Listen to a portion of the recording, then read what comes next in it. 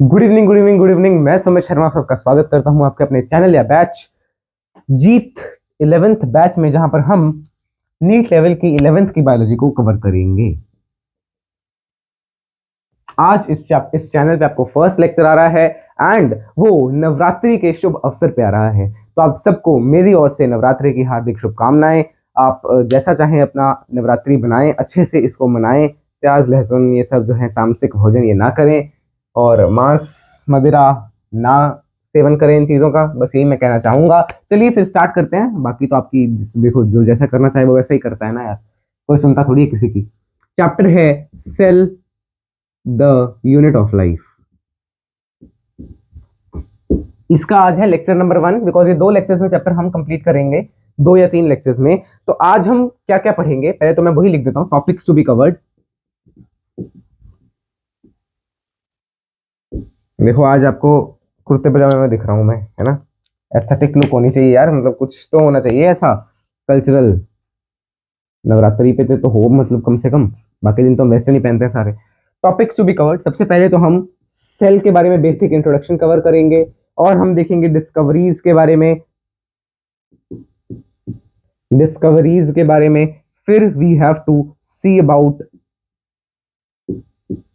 Cell theory हमें पढ़नी है। फिर shape size of various cells, आपकी एनसीईआरटी में ये भी दे रखा है। अलग अलग सेल्स के अलग अलग शेप साइज वगैरह के बारे में कुछ जानकारी है। Then we will be moving towards prokaryote versus eukaryote, थोड़ा बहुत डिफरेंस, जहां पे पहले देखो हम बिल्कुल एनसीईआरटी के ऑर्डर को फॉलो कर रहे हैं। मैंने एनसीईआरटी को ही अपना जो है मूल आधार बनाया है इस लेक्चर को बनाने के लिए। तो एनसीईआरटी में इसके बाद देखो थोड़े से पॉइंट्स दिए हुए हैं प्रोकैरियोट वर्सेस यूकैरियोट, और आधे उन्होंने बाद में दिए हुए हैं। बाद में कहा, जहां पे यूकैरियोटिक सेल स्टार्ट कर रहा है उससे पहले एक पैराग्राफ है, वहां पे दिए हुए हैं। तो प्रोकैरियोट वर्सेस यूकैरियोट करना है and then at last we will be covering prokaryote cell.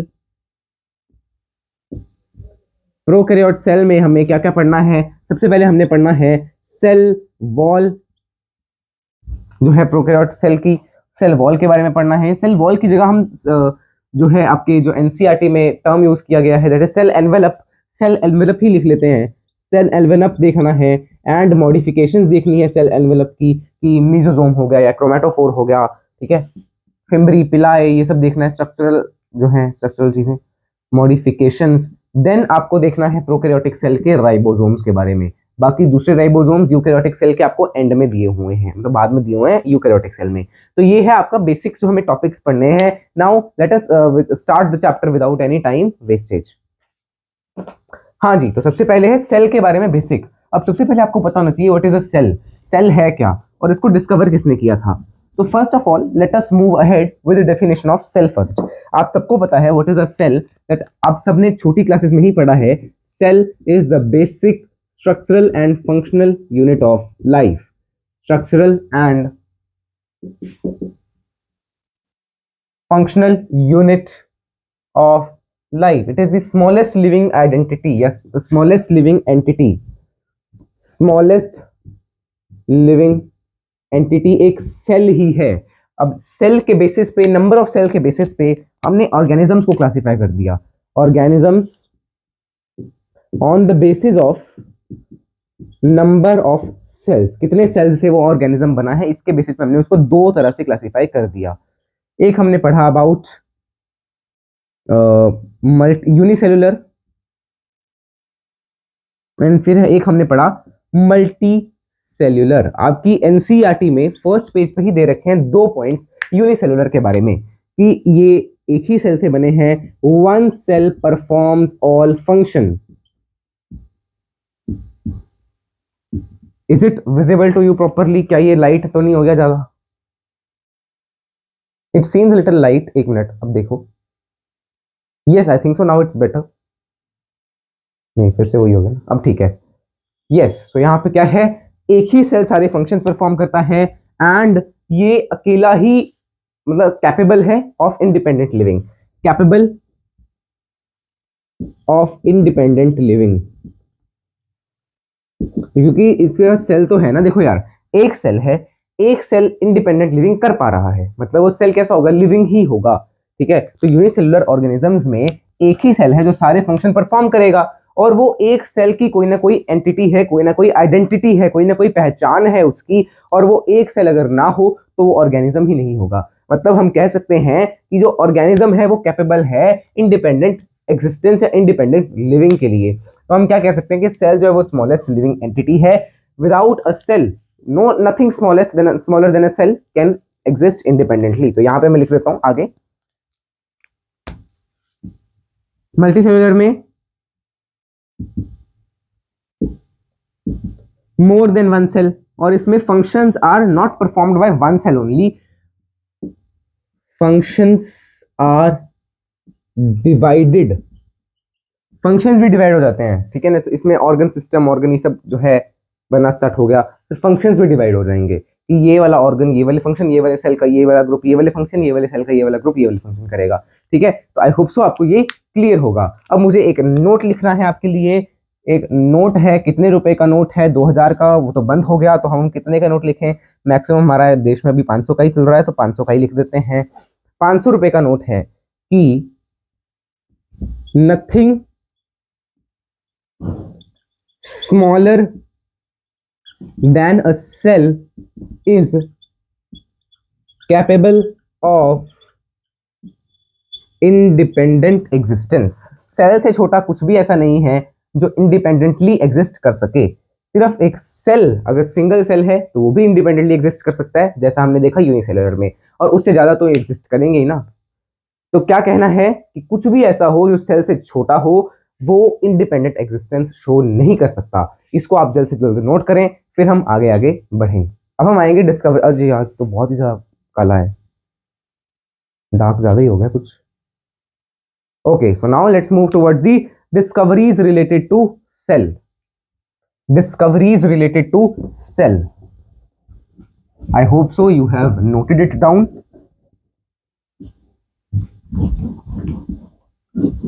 Discoveries related to cell. Oh my God, page छोटा सा गिर गया, पता नहीं किस चीज का पेज है।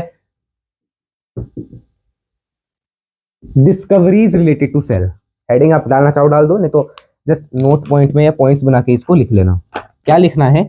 सबसे पहले सेल किसने डिस्कवर किया था? रॉबर्ट हुक ने सेल की डिस्कवरी की थी। अब एक्चुअली क्या है, रॉबर्ट हुक ने क्या किया था? ऑब्जर्व किया था, observed cork cell. Cork cell क्या होता है? जैसे ये एक पेड़ है, उसकी बार्क पे जो बिल्कुल आउटर सेल होता है ना, आउटर सेल, आउटर सेल जो लेयर होती है ना, उसका एक सेल उन्होंने लिया था, इसको बोलते हैं कॉर्क सेल। उन्होंने उसको ऑब्जर्व किया। अब उन्होंने क्या देखा कि कॉर्क सेल कैसा है? ऐसा है, देखो ऐसा ऐसा कुछ उन्होंने देखा कि डब्बे डब्बे से हैं कुछ इस तरह से, डब्बे डब्बे, अब्बा डब्बा डब्बा, ये उन्होंने देखा कि ऐसे डब्बे डब्बे से बने हुए हैं। तो उन्होंने क्या ऑब्जर्व किया? Honey comb like structure, Honey comb like structure, Honey comb like structure observe किया। एंड उन्होंने ईच रूम को एक नाम दे दिया, ईच रूम को एक नाम उन्होंने क्या दे दिया? सेल। हर एक रूम, जैसे ये रूम टाइप लग रहा था उनको, है ना, तो उन्होंने क्या कहा? ये रूम है, इसको हम कह देते हैं सेल। तो एक्चुअली क्या है, कॉर्क सेल जो है, एक मिनट यार ये चलती क्यों नहीं है मार्कर? एक तो कॉर्क सेल जो होता है वो डेड सेल होता है, बिकॉज इसमें जो प्रोटोप्लाज्म है वो एब्सेंट होता है, प्रोटोप्लाज्म एब्सेंट है। प्रोटोप्लाज्म क्या है? न्यूक्लियस प्लस साइटोप्लाज्म, ये एब्सेंट होता है इनमें, तो ऑफ कोर्स डेड ही होंगे ना। अब मेरे को ये तो इतना तो आप आश्वासन दे सकते हैं कि आपको इन टर्म्स के बारे में सिर्फ इतना तो पता है कि ये सेल के कंपोनेंट होते हैं, ठीक है। तो इनमें डेड सेल है, इनमें ये नहीं है, प्रोटोप्लाज्म, न्यूक्लियस साइटोप्लाज्म इसमें एब्सेंट है। ये उन्होंने फिर देखा। अब मतलब मान लो उन्होंने देखा क्या होगा फिर, मान लो ये सेल है, अगर इसमें न्यूक्लियस भी नहीं है, साइटोप्लाज्म भी नहीं है, तो उन्होंने ऑब्जर्व क्या किया होगा? ये बाहर वाला जो है, राइट, तो ये क्या है? सेल वॉल कह सकते हो आप। तो उन्होंने क्या ऑब्जर्व किया? So actually he has observed nothing but cell wall, observed nothing but cell wall। Actually फिर उन्होंने क्या किया? सेल वॉल को ऑब्जर्व किया होगा। एक minute, let me just turn on the something like AC और fan, where is its remote. AC चला लेते हैं यार, फैन से तो आवाज आएगी। अब रिमोट नहीं मिल रहा, चलो यार चलो पहले कंटिन्यू कर लेते हैं, फिर हम देखेंगे इसको। Let's continue first. ये हो गया रॉबर्ट हुक का एक्सपेरिमेंट है। तो गया कहाँ रिमोट? नहीं, यहाँ भी नहीं है। चलो आगे, पहले आगे करते हैं। रॉबर्ट हुक के बाद ये तो हो गया, इन्होंने क्या देखा? डेड सेल देखा। लिविंग सेल किसने डेवलप किया, या डेवलप नहीं, किसने डिस्कवर किया? तो लिविंग सेल को डिस्कवर करने वाले हैं Anton von Leeuwenhoek. Anton von Leeuwenhoek. अरे यार, स्पेलिंग नहीं लिखे जा रहे। एक एंटन वॉन ल्यूवेनहॉक ने क्या किया था? इन्होंने लिविंग सेल को डिस्कवर किया। Discovered living cell. ओके, इन्होंने लिविंग सेल को डिस्कवर किया। फिर आपकी एनसीईआरटी में नाम आया है रॉबर्ट ब्राउन का। रॉबर्ट ब्राउन के बारे में इन्होंने डिस्कवर किया था न्यूक्लियस। इन्होंने न्यूक्लियस को डिस्कवर किया था। किसने? रॉबर्ट ब्राउन ने। तो बस, अच्छा एक और चीज यहां पे लिखी हुई है एनसीईआरटी में कि इनके पास खुद का ही सेल्फ मेड वो था, माइक्रोस्कोप था। And after that electron microscope आ गया और उससे डिस्कवरी थोड़ी आसान हो गई। ये भी लिख ही देते हैं वैसे तो, ये कहाँ पूछेंगे।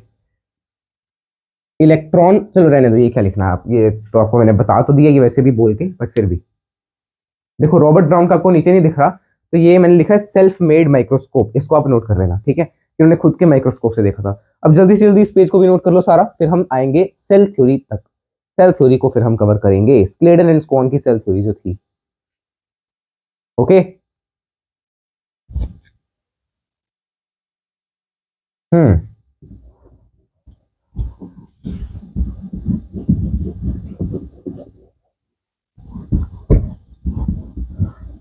First of all let me just wait, you just wait for 1 minute. मुझे इसमें इंक भरने दो।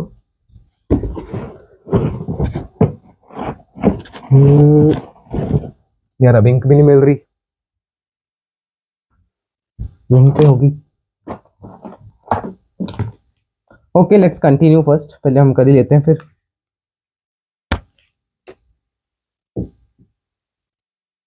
Cell theory.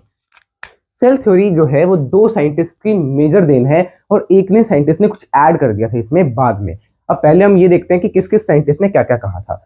दो साइंटिस्ट थे जिन्होंने साइमल्टेनियसली काम करना स्टार्ट किया था अलग अलग जगह पे। एक है Schleiden, one is Schwann.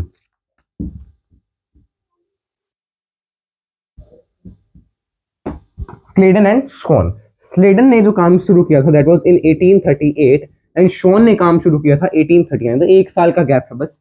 Schleiden ने प्लांट सेल्स पे काम करना स्टार्ट किया था, मतलब ये क्या थे? बॉटनिस्ट थे। और जो बॉटनिस्ट थे ये कहाँ से थे? जर्मनी से थे, तो ये जर्मन बॉटनिस्ट है। एंड शॉन, अच्छा यार एक मिनट, इस चैप्टर के मैं नोट्स आपको बोर्ड की प्रोवाइड नहीं करूंगा, मैं तो पता नहीं क्यों फोटो खींच रहा हूँ। आपको मैं अपने हैंड रिटन नोट्स प्रोवाइड कर दूंगा। Okay, German botanist and Schwann was British zoologist. British zoologist. अब जो स्क्लेडन थे इन्होंने प्लांट पे ही काम किया होगा बिकॉज ये बॉटनिस्ट हैं, तो वर्कड ऑन प्लांट्स। एंड उन्होंने क्या कहा?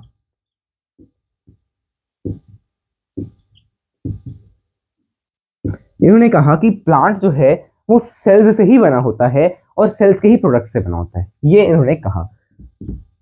यार एक मिनट ना, अब मैं वीडियो पॉज कर रहा हूँ, let me just find the ink और मैं इसको फुलफिल कर भर के आता हूँ। फिर इंक तो मिल गई पर भरा नहीं है अभी मैंने। एक मेरे को और मार्कर मिला, देखते हैं ये चलता है बड़े से। वर्कड ऑन प्लांट, हाँ ये बढ़िया चल रहा है। वर्कड ऑन प्लांट, और इन्होंने क्या कहा स्क्लेडन ने? That plants are made up of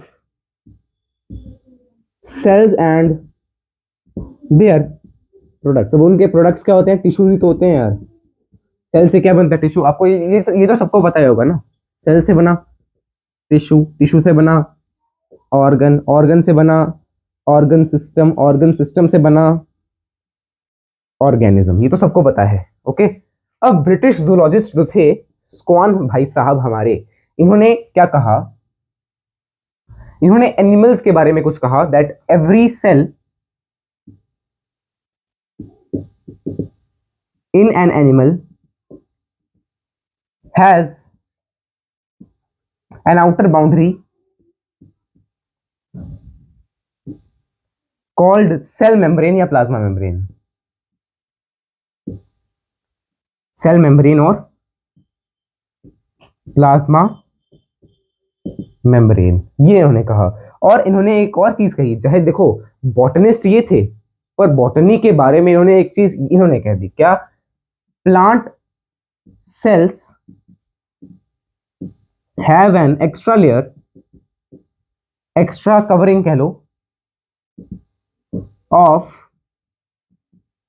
cell wall, कि प्लांट सेल्स में एक एक्स्ट्रा चीज है जिसको हमने क्या कहा?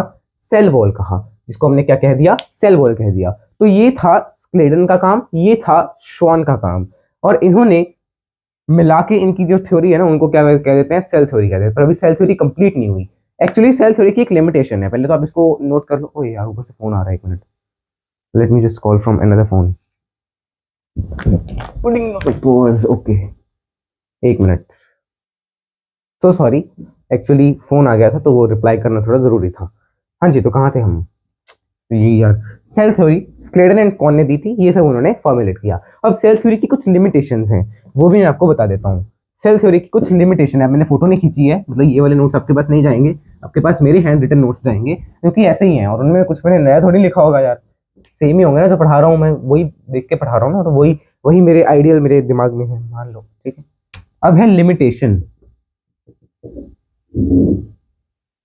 Of cell theory. Cell theory ने ये तो बता दिया कि सेल क्या है, कैसा है ना, बेसिक आइडिया तो दे दिया सबको सेल का। डिड नॉट एक्सप्लेन, बट इन्होंने क्या एक्सप्लेन नहीं किया? Did not explain how new cells are formed, कि जो न्यू सेल्स बन रहे हैं एक बॉडी में वो कैसे बन रहे हैं, राइट? ये सेल थ्योरी जो है एक्सप्लेन नहीं कर पाई थी। ओके, अब इसको एक्सप्लेन करने कौन आया? सेल थ्योरी दो लोगों ने पहले दे दी, स्क्लेडन स्क्वान। अब उनसे एक गलती हो गई कि उन्होंने ये एक्सप्लेन नहीं किया, पर इसको एक्सप्लेन करने कौन आया? इसको एक्सप्लेन करने आए विर्चो, या कहो विरकाओ कह लो या विर्चो कह लो। ओके, तो इसको एक्सप्लेन करने आए विर्चो इन 1855। उन्होंने 1855 में अपना काम दिया और उन्होंने ये एक्सप्लेन कर दिया कि नए सेल्स जो हैं वो पुराने ही सेल्स से बनते हैं। आज तो आपको पता है ना, मियोसिस माइटोसिस होती है, पुराने सेल्स में डिवीजन होती है, उससे बनते हैं नए सेल्स। तो उस टाइम पे तो नहीं पता था, ठीक है। और एक्सप्लेन किसने किया? 1855 में विर्को ने। विर्को इन 1855, इसको मैं थोड़ा देर ऐसे ही उल्टा करके रख के आता हूं, तब तक आप इसको नोट करो कि विर्को ने 1855 में क्या किया। विर्को ने 1855 में एडेड टू सेल थ्योरी, क्या ऐड किया? All cells arise from pre existing cells, सारे सेल्स पिछले से पिछले जो उसके सेल थे उन्हीं से बनते हैं। और इसको उन्होंने क्या कहा? ओमनिस सेल्यूला ई सेल्यूला, ओमनिस सेल्यूला ई सेल्यूला, मतलब ओल्ड सेल्स से ही न्यू सेल्स जो है वो बनते हैं, ये उन्होंने कहा। और विर्चो ने फाइनल शेप दी थी सेल थ्योरी को, final shape to cell theory. Cell theory को उन्होंने फाइनल शेप दे दी, ये सब ऐड कर दिया। अब आपकी सेल थ्योरी बिल्कुल तैयार है, अब आपकी सेल थ्योरी बिल्कुल तैयार है। और उस सेल थ्योरी में क्या था? फाइनलाइज सेल थ्योरी में क्या था? इसको नोट करो जल्दी से, पॉज करके कर लेना, नहीं तो ठीक है। फाइनलाइज सेल थ्योरी में क्या कहा? व्हाट डिड ही से, या जो फाइनल सेल थ्योरी थी उसमें क्या क्या पॉइंट्स थे? आपकी एनसीईआरटी में 2 पॉइंट्स लिखे हुए हैं उसके बारे में।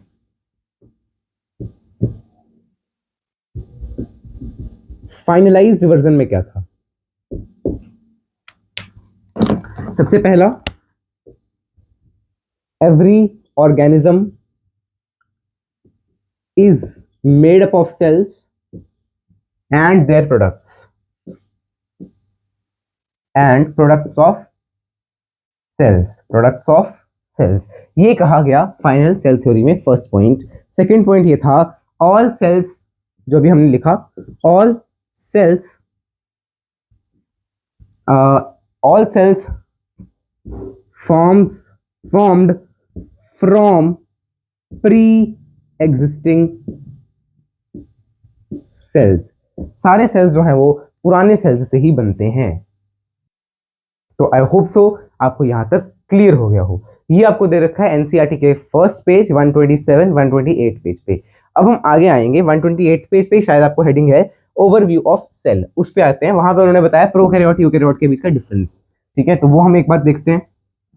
जितना वहां पे बताया उतना अभी कवर करेंगे, और जितना आगे यूकैरियोटिक सेल के स्टार्टिंग में बताया उतना बाद में कवर कर लेंगे. राइट. तो हाँ, अब अच्छे से चल रहा है ना ये इसको भरने के बाद. Prokaryotes versus eukaryotes.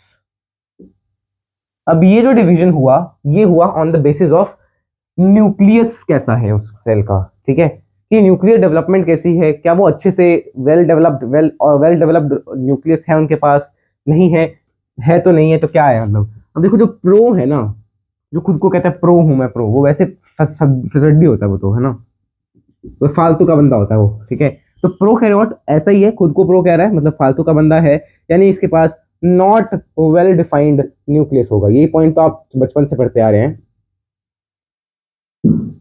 Not well defined nucleus. Nucleus के अंदर एक चीज होती है न्यूक्लियोलस, तो इसमें वो भी एब्सेंट होती है. वो हम करेंगे फर्दर क्लासेस में. न्यूक्लियोलस एब्सेंट, फर्दर क्लासेस कब, जब आएंगे हम न्यूक्लियस पे. न्यूक्लियस एंड टॉपिक है ना, लास्ट टॉपिक, तब करेंगे. न्यूक्लियोलस इज एब्सेंट, और इसमें जो है DNA is naked. DNA is naked because nucleus ही नहीं है. न्यूक्लियस के अंदर डीएनए होता है, अब इसमें न्यूक्लियस ही नहीं है तो न्यूक्लियस के अंदर डीएनए कैसे आ जाएगा. DNA is naked. ठीक है, डीएनए नेकेड है. एंड जो है इसमें जो डीएनए, क्रोमोसोम की बात करें अगर हम, तो क्रोमोसोम ये आप कवर करेंगे क्लास 12th में. चैप्टर है आपके पास डीएनए पैकेजिंग, आप पढ़ेंगे इन चैप्टर नंबर 6 है मेरे ख्याल से. चैप्टर का नाम है मॉलिक्यूलर बेसिस ऑफ इनहेरिटेंस. उसमें आप पढ़ेंगे कि क्रोमोसोम जो है उसमें histone proteins are absent. Histone proteins are absent. तो क्रोमोसोम है वो वाला जिसमें हिस्टोन प्रोटीन्स नहीं है. अब इसमें जो है आपके यूकैरियोट्स में, पहले तो यहाँ पे डिफाइंड वेल डिफाइंड न्यूक्लियस है, और इसमें आप ये भी लिख सकते हैं नो न्यूक्लियर मेम्ब्रेन. न्यूक्लियस के न्यूक्लियस नहीं है तो न्यूक्लियर मेम्ब्रेन कैसे होगी. Not well defined nuclear membrane. Well defined nuclear membrane. और एक और पॉइंट आप लिख लो राइबोसोम्स के बारे में. राइबोसोम के बारे में पॉइंट लिख लो. राइबोसोम्स इसमें है 80s 70s sorry 70s. S क्या है वो हम देखेंगे जब हम राइबोसोम्स के बारे में पढ़ेंगे. सब कुछ आपको क्लियर होगा. एस वैसे तो सिडबर्ग यूनिट है या सेडिमेंटरी कोफिशिएंट कह लो, बट वो मैं आपको बताऊंगा तभी जब मैं करवाऊंगा. राइबोसोम्स 70s हैं. इसमें मेम्ब्रेन बाउंड ऑर्गेनल्स, वो ऑर्गेनल्स जिनके पास मेम्ब्रेन हो वो एब्सेंट होते हैं. Membrane bound organelles are absent. ये ऑर्गेनिज्म नहीं है, ऑर्गेनल्स है. लेट मी चेक, इससे नीचे आपको दिख रहा है, हाँ दिख रहा है. Membrane bound organelles are absent. ठीक है, फिलहाल आप इतना ही याद रखो. यहाँ पे क्या है, वेल डिफाइंड है, well defined nucleus, nucleolus absent, यहाँ पे है प्रेजेंट. बाकी आप खुद लिख लेना. डीएनए नेकेड है, यहाँ पे डीएनए नेकेड नहीं होता. DNA inside nucleus. ठीक है, क्रोमोसोम में यहाँ पे हिस्टोन प्रोटीन भी होते हैं, नॉन हिस्टोन भी होते हैं. वहां पे सिर्फ नॉन हिस्टोन होते हैं. डीएनए सॉरी क्रोमोसोम है तो क्रोमोसोम में हिस्टोन भी हैं एंड नॉन हिस्टोन प्रोटीन्स दोनों हैं. नॉन हिस्टोन बोथ प्रेजेंट हैं. यहां पे not well defined nuclear membrane, यहां पे वेल डिफाइंड है न्यूक्लियर मेम्ब्रेन.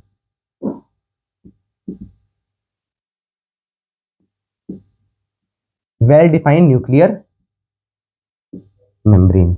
ठीक है, राइबोसोम्स यहाँ पे है 80s, वहां पे 70s है, यहाँ पे 80s है.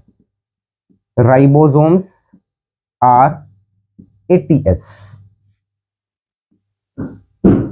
और मेम्ब्रेन बाउंड ऑर्गेनल्स एब्सेंट है, यहाँ पे प्रेजेंट है. वहां पे तो मेम्ब्रेन बाउंड ऑर्गेनल्स एब्सेंट है ना, यहाँ पे प्रेजेंट है. सिर्फ राइबोसोम्स ऐसे ऑर्गेनल हैं जो कॉमन है इन दोनों में. सिर्फ राइबोसोम ऐसा ऑर्गेनल है जो इन दोनों में कॉमन है. ठीक है, अब कई ऑर्गन ऐसे हैं जो सिर्फ यूकैरियोट्स, ऑर्गेनल्स ऐसे हैं जो सिर्फ यूकैरियोट्स में हैं. कौन से, मेम्ब्रेन बाउंड. और कई एक आधा है वो हम बाद में करेंगे. ठीक है, एक इसी लेक्चर में करेंगे, प्रोकैरियोट में है। तब तक आप इसको गेस मारना कि प्रोकैरियोट में ऐसा कौन सा ऑर्गेनल है जो यूकैरियोट के पास ना हो। इसको नोट करिए, I am getting a side. एक चीज और रह गई, सॉरी, एक चीज और रहेगी, वो भी मैं आपको बता ही देता हूँ। यूकैरियोट्स में सेंट्रोजोम भी आपको दिया हुआ है, इसी पैरा में दिया होगा, और है ना, सेंट्रोजोम का नाम, centrosome in animals is present, उसमें तो होता ही नहीं किसी में भी, एनिमल्स प्रेजेंट है, इसमें सेंट्रोजोम का नाम भी नहीं है, इसमें सेंट्रोजोम नहीं है, एब्सेंट है, ऐसा लिखता हूँ, एब्सेंट। ओके, इसको भी नोट कर लो, फिर हम आगे बढ़ते हैं। इसको नोट कर लिया, आई होप सो आप सबने, आई hope so you have noted it down, note कर लो फिर इसे, फिर हम बढ़ते हैं आगे। आगे आपको मेरे ख्याल साइज वगैरह के बारे में दिया हुआ है, इसी पैरा में साइज वगैरह या कुछ सेल्स के बारे में डिस्कस किया हुआ है, ठीक है, तो वो हम कर लेते हैं एक बार, साइज और उन सेल्स के बारे में थोड़ा सा डिस्कशन कर लेते हैं। सबसे पहले आपको स्मॉलेस्ट सेल के बारे में बताया होगा, माइकोप्लाज्मा। माइकोप्लाज्मा एक स्मॉलेस्ट सेल है। अब देखना इसकी दिक्कत क्या है ना, आपकी एनसीईआरटी में अगर मैं आपको एनसीईआरटी से दिखाऊं तो इसका साइज नहीं, बट ठीक है, ओके, सही है, इसका कुछ दिया ही नहीं हो ना। तो माइकोप्लाज्मा के बारे में बताया, स्मॉलेस्ट सेल है। बैक्टीरिया के बारे में देखना, बैक्टीरिया में दिक्कत एक्चुअली, बैक्टीरिया के बारे में क्या है कि आपको जहां पे पिक्चर दी हुई है ना, वहां पे साइज अलग दिया हुआ है, और टेक्स्ट में जो लिखा है वो मैं आपको पहले बता देता हूँ, 3 माइक्रोमीटर टू 5 माइक्रोमीटर, जो आपको टेक्स्ट जहां से अभी हम कर रहे हैं ओवरव्यू ऑफ सेल वाली हेडिंग के नीचे ये दिया हुआ है, bacteria cell, mycoplasma smallest cell. फिर एक इन्होंने बताया है longest cell in human body, human body में जो लॉन्गेस्ट सेल है उसके बारे में बताया नर्व सेल, नर्व सेल। फिर इन्होंने बताया है about largest cell, largest isolated cell, मतलब लार्जेस्ट अकेला सेल, वो है ऑस्ट्रिच का एग। अब बोला कैसा एग, जो उसका अंडा जिससे बेबी पैदा होता है वो वाला अंडा, ऑस्ट्रिच का एग। ये गमीट की बात हो रही है, एग मतलब वो गमीट की बात, फीमेल के गमीट की बात हो रही है, ओके, ऑस्ट्रिच का एग। और आपको क्या डाटा दिया हुआ है यहाँ पे, बस यही सब डाटा है, ठीक है ना, यस। तो ये सब आपको दिया हुआ है। फिर आप देखेंगे कि आपको दिया हुआ है कि every cell has a specific shape, हर एक सेल का एक स्पेसिफिक शेप है, which is according to its function, जो उसके फंक्शन के हिसाब से ही है, ऐसा नहीं कि फंक्शन कुछ और है और शेप कुछ और है। जैसे अगर मैं बात करूं, या ऐसा लिख सकते हैं, structure of a cell, structure of a cell depends on function it performs, functions it performs. तो इसमें एग्जांपल क्या है आपके पास, सबसे पहले आपको दिया हुआ है आरबीसीज की एक पिक्चर दी होगी आपको, है ना, आरबीसीज की एक पिक्चर दी हुई है, आरसीबी नहीं है, आरबीसी है, आरबीसी की एक पिक्चर दी हुई है, उसमें हम देखेंगे तो आपको दिख रहा होगा सेल में कि वो पिक्चर कैसी है। उसने आपको जिस शेप के बारे में बताया है, तो पहले हम शेप भी लिख लेते हैं, बाइकनकेव है, बाइकनकेव शेप। पर फिर भी आरबीसी के बारे में थोड़ा सा और मैं आपको बता रहा हूँ कि ये होते हैं विदाउट न्यूक्लियस, या कहें devoid of nucleus, devoid of nucleus. इनके पास न्यूक्लियस नहीं होता, क्यों नहीं होता, बिकॉज इनको हीमोग्लोबिन को ट्रांसपोर्ट करना है, तो हीमोग्लोबिन के लिए जगह बनानी होती है, तो ये न्यूक्लियस नहीं रखते। अब अगर ये न्यूक्लियस नहीं रख रहे, मतलब इनके स्ट्रक्चर में चेंज आया, और वो चेंज किस कारण है, फंक्शन के कारण, बिकॉज इनको हीमोग्लोबिन रखना है, इसलिए उन्हें न्यूक्लियस नहीं रखा, एंड इसीलिए हम कहते हैं ये are devoid of nucleus, biconcave shape के आपको मिलते हैं।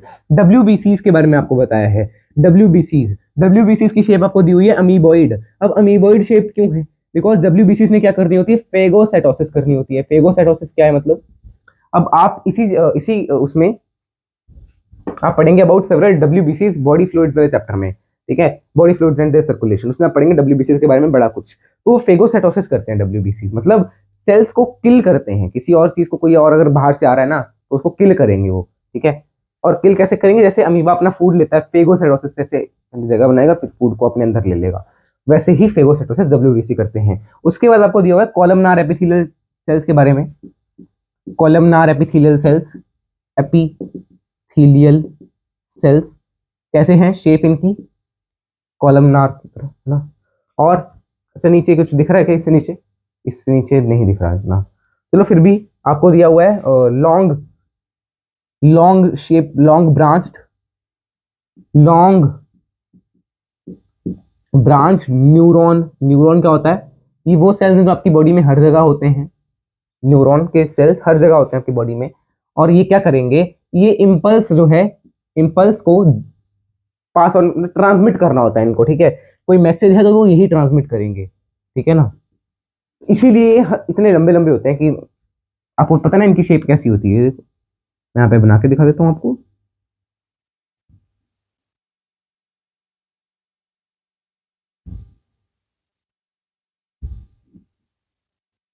ऐसी इनकी शेप होती है,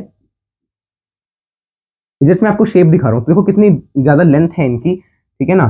और ये यहाँ से ट्रांसमिट करेंगे मैसेज को, यहाँ से कोई ना कोई मैसेज आया, यहाँ तक ट्रांसमिट कर दिया, ठीक है, फिर आगे दे दिया, आगे दे दिया, ऐसे चलता रहेगा। ये मैंने सिर्फ आपको बना के दिखा दिया। कौन सा सेल? Neuron cell. और आपको इन्होंने क्या क्या दे रखा है, और कौन से सेल थे? एक तो न्यूरॉन था, और आपको ट्रकीड के बारे में दिया होता ना, ट्रकीड, ट्रकीड का सेल। ट्रकीड की इलोंगेटेड शेप दी हुई है मेरे ख्याल, इलोंगेटेड शेप,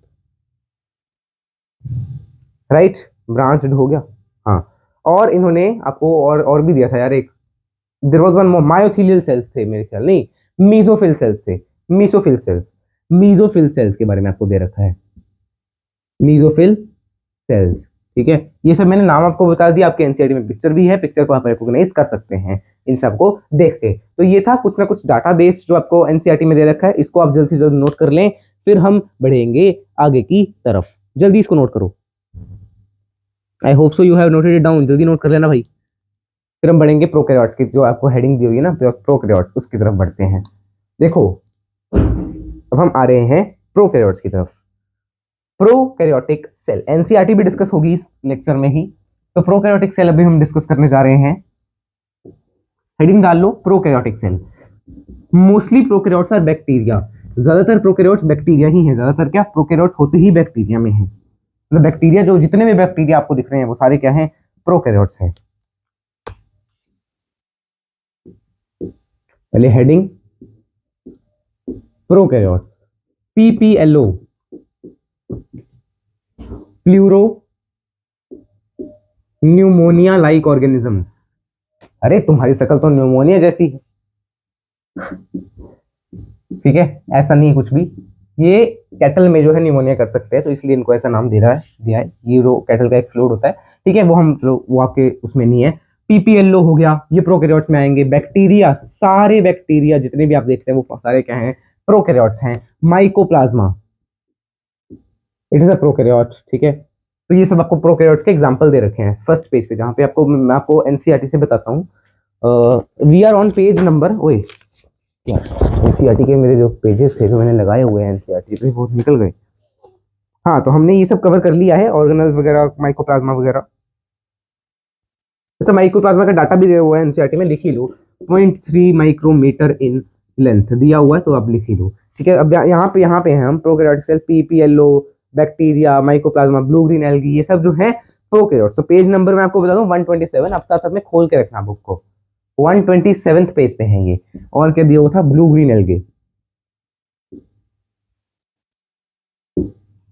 ये है आपके प्रोकैरियोट्स के एग्जांपल। और बैक्टीरिया के बारे में थोड़ा सा और बताया हुआ है, बैक्टीरिया के बारे में थोड़ा सा और आपको बताया रखा है कि बैक्टीरिया जो है वो 4 तरह के हैं on the basis of their shape. एक तो हो गया spherical,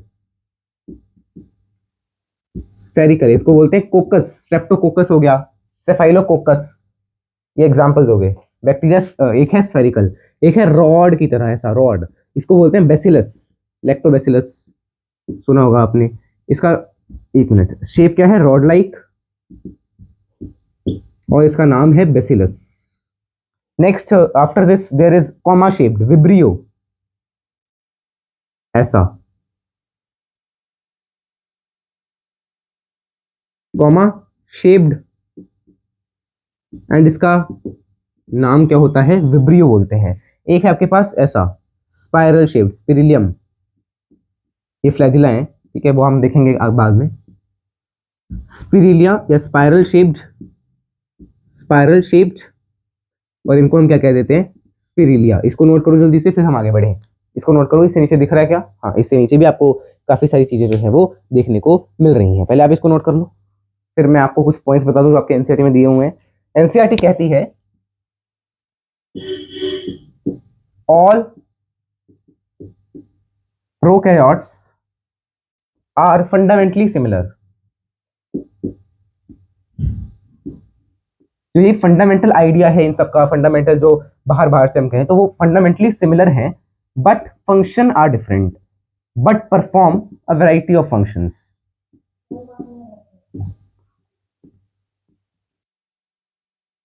variety of functions perform करते हैं।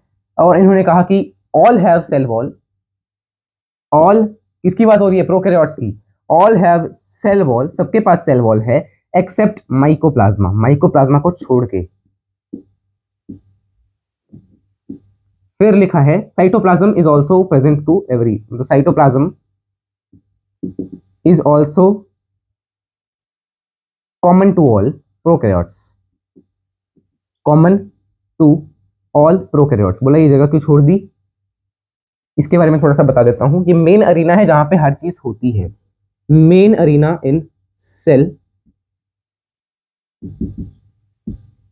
और ये क्या है? फ्लूइड है, एक फ्लूइड, ठीक है ना। इट इज अ फ्लूइड, और जिसको हम कह सकते हैं मेन अरीना है सेल का, जहां पे कई सारी एक्टिविटीज होंगी सेल की। वो क्या क्या है वो हम देखेंगे। प्रोकैरियोट्स में तो ये बेसिकली मेन अरीना यही है। ये प्रोकैरियोट्स में न्यूक्लियस तो है नहीं, इसमें सारा कुछ यहीं पे होता है, साइटोप्लाज्म में ही, ठीक है। तो हम देखेंगे अलग अलग क्लासेस में। एक आपने 12th क्लास में देखना है जब आप पढ़ेंगे सेंट्रल डोग्मा, कि सेंट्रल डोग्मा जो है वो सारा प्रोसेसेस जो सेंट्रल डोग्मा में आते हैं वो सारे इसी के अंदर होते हैं, इसमें प्रोकैरियोट्स में साइटोप्लाज्म में ही होते हैं। तो पहले आप इसको नोट करो, फिर हम आगे बढ़ते हैं। आई होप सो आप इसको जल्द से जल्द नोट कर पाएं और इसको आगे हम फिर करेंगे। आई hope so you have noted it down. फिर इसके बारे में आपको थोड़ा बहुत और मैं आपको बता देता हूँ प्रोकैरियोट्स के बारे में। हेडिंग वही है प्रोकैरियोट्स। इनके जेनेटिक मटेरियल पे थोड़ी सी डिस्कशन कर लेते हैं। They have a genetic material जिसको हम जो कैसा है? सर्कुलर होता है, डबल स्ट्रैंडेड होता है। They are having double stranded circular DNA,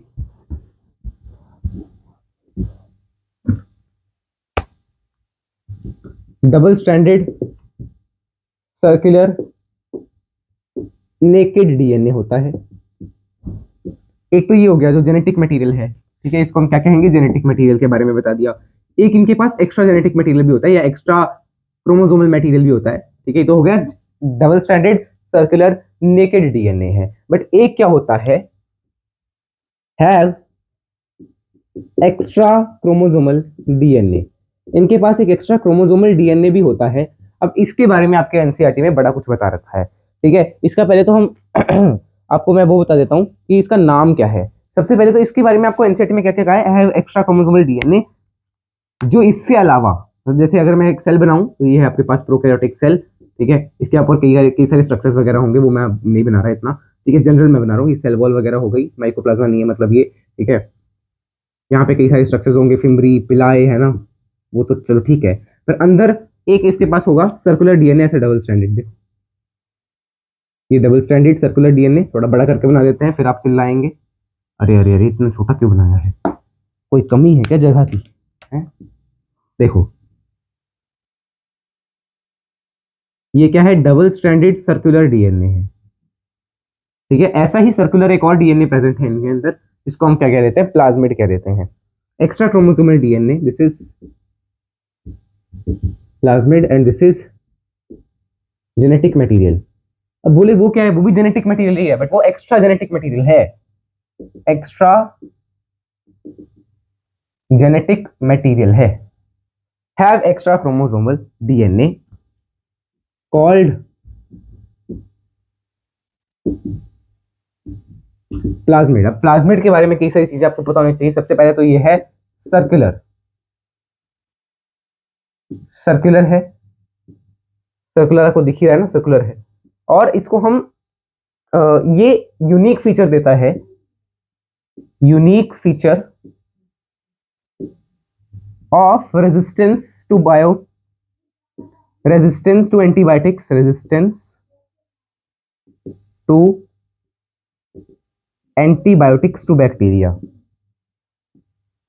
और used in modifying the bacteria. मतलब इसकी मदद से हम बैक्टीरिया को मॉडिफाई भी कर सकते हैं, और ये भी अपना अलग साइकिल चलाता है रेप्लिकेशन का। Replication here as well takes place, replication takes place here as well, separately या इंडिपेंडेंट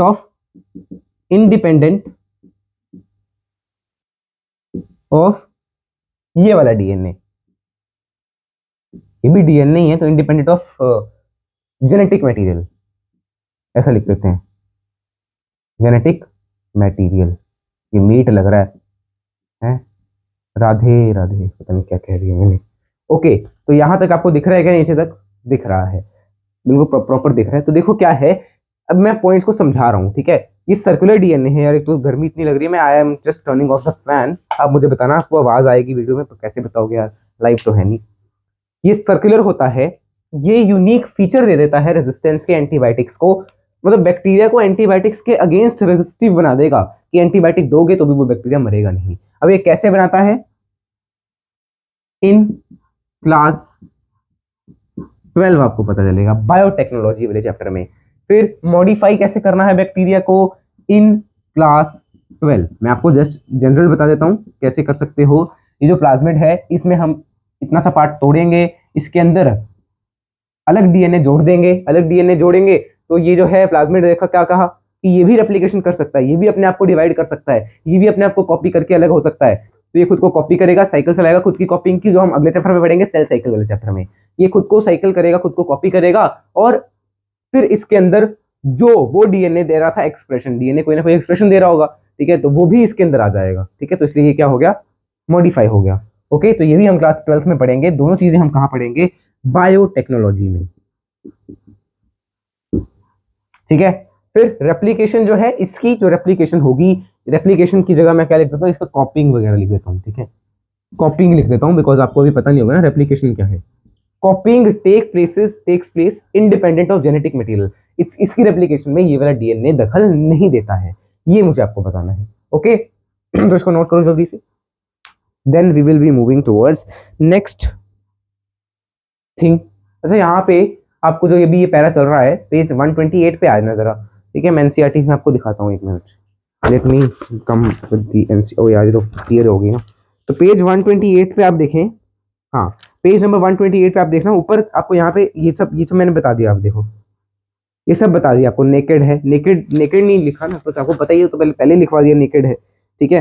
फिर यहाँ पे आपको नीचे दिया हुआ है इंक्लूजन एंड मिजोजोम इनफोल्डिंग, ये सब मैंने छोड़ा नहीं है, छुड़वा नहीं रहा, आगे है ये सब आगे है। यहाँ तक ही आज हमें करना है चैप्टर को। यूकैरियोटिक सेल हम अगले लेक्चर में कवर करेंगे, ठीक है। तो ये लेक्चर तो बड़ा छोटा ही हो गया, ठीक है। अब हम कहाँ आएंगे? सेल एनवेलप पे आएंगे। सेल एनवेलप के बाद आपको ये मिजोजोम के बारे में दिया हुआ है, फिर इंक्लूजन बॉडीज के बारे में आपको यहाँ पे दे रखा है, ठीक है। तो मैं कुछ छुड़वा नहीं रहा, वो आगे कर लूंगा मैं, ठीक है। अब आप हेडिंग डालना है सेल एनवेलप के बारे में, हमें अब पढ़ना है cell envelope. Give a heading for cell envelope. I hope so you have noted this up, आपने इसको नोट कर लिया होगा अच्छे से। वन, मतलब ऐसा लिखूंगा ना मैं, इन वन शॉट पार्ट 1, ठीक है। वन शॉट का पार्ट 1 है ये, कंबाइन करके फिर मैं एक पार्ट भी बना दूंगा ना उसमें क्या है, कौन सी बड़ी बात है। देखो हम बहुत आराम से चल रहे हैं, ऐसा कुछ नहीं मैं सिलेबस भगा रहा हूँ, ठीक है। ठीक है, अगर लाइव होता तो टाइम लग जाता, लाइव भी हम आएंगे कभी ना कभी तो आएंगे यार, ठीक है। देखना ध्यान से क्या कह रहा हूं मैं। अब हम हेडिंग डालेंगे सेल एनवेलप की, सेल एनवेलप पढ़नी है और उसकी मॉडिफिकेशंस पढ़नी है कि सेल एनवेलप मॉडिफाई कैसे हो गई। अब सेल एनवेलप में there are 3 layers, there are 3 layers. कौन सी 3 लेयर्स हैं? ग्लाइकोकैलिक्स, ग्लाइको कैलिक्स, इन सब के बारे में हम डिटेल में कवर करेंगे। यहाँ पे आप मटेरियल लिख लो, किस किस चीज से बनी है वो लिख लो। ग्लाइकोकैलिक्स आपकी बनी हुई है विद कार्बोहाइड्रेट्स या शुगर्स, उनसे आपकी ग्लाइकोकैलिक्स बनी होती है। देन कम्स सेल वॉल,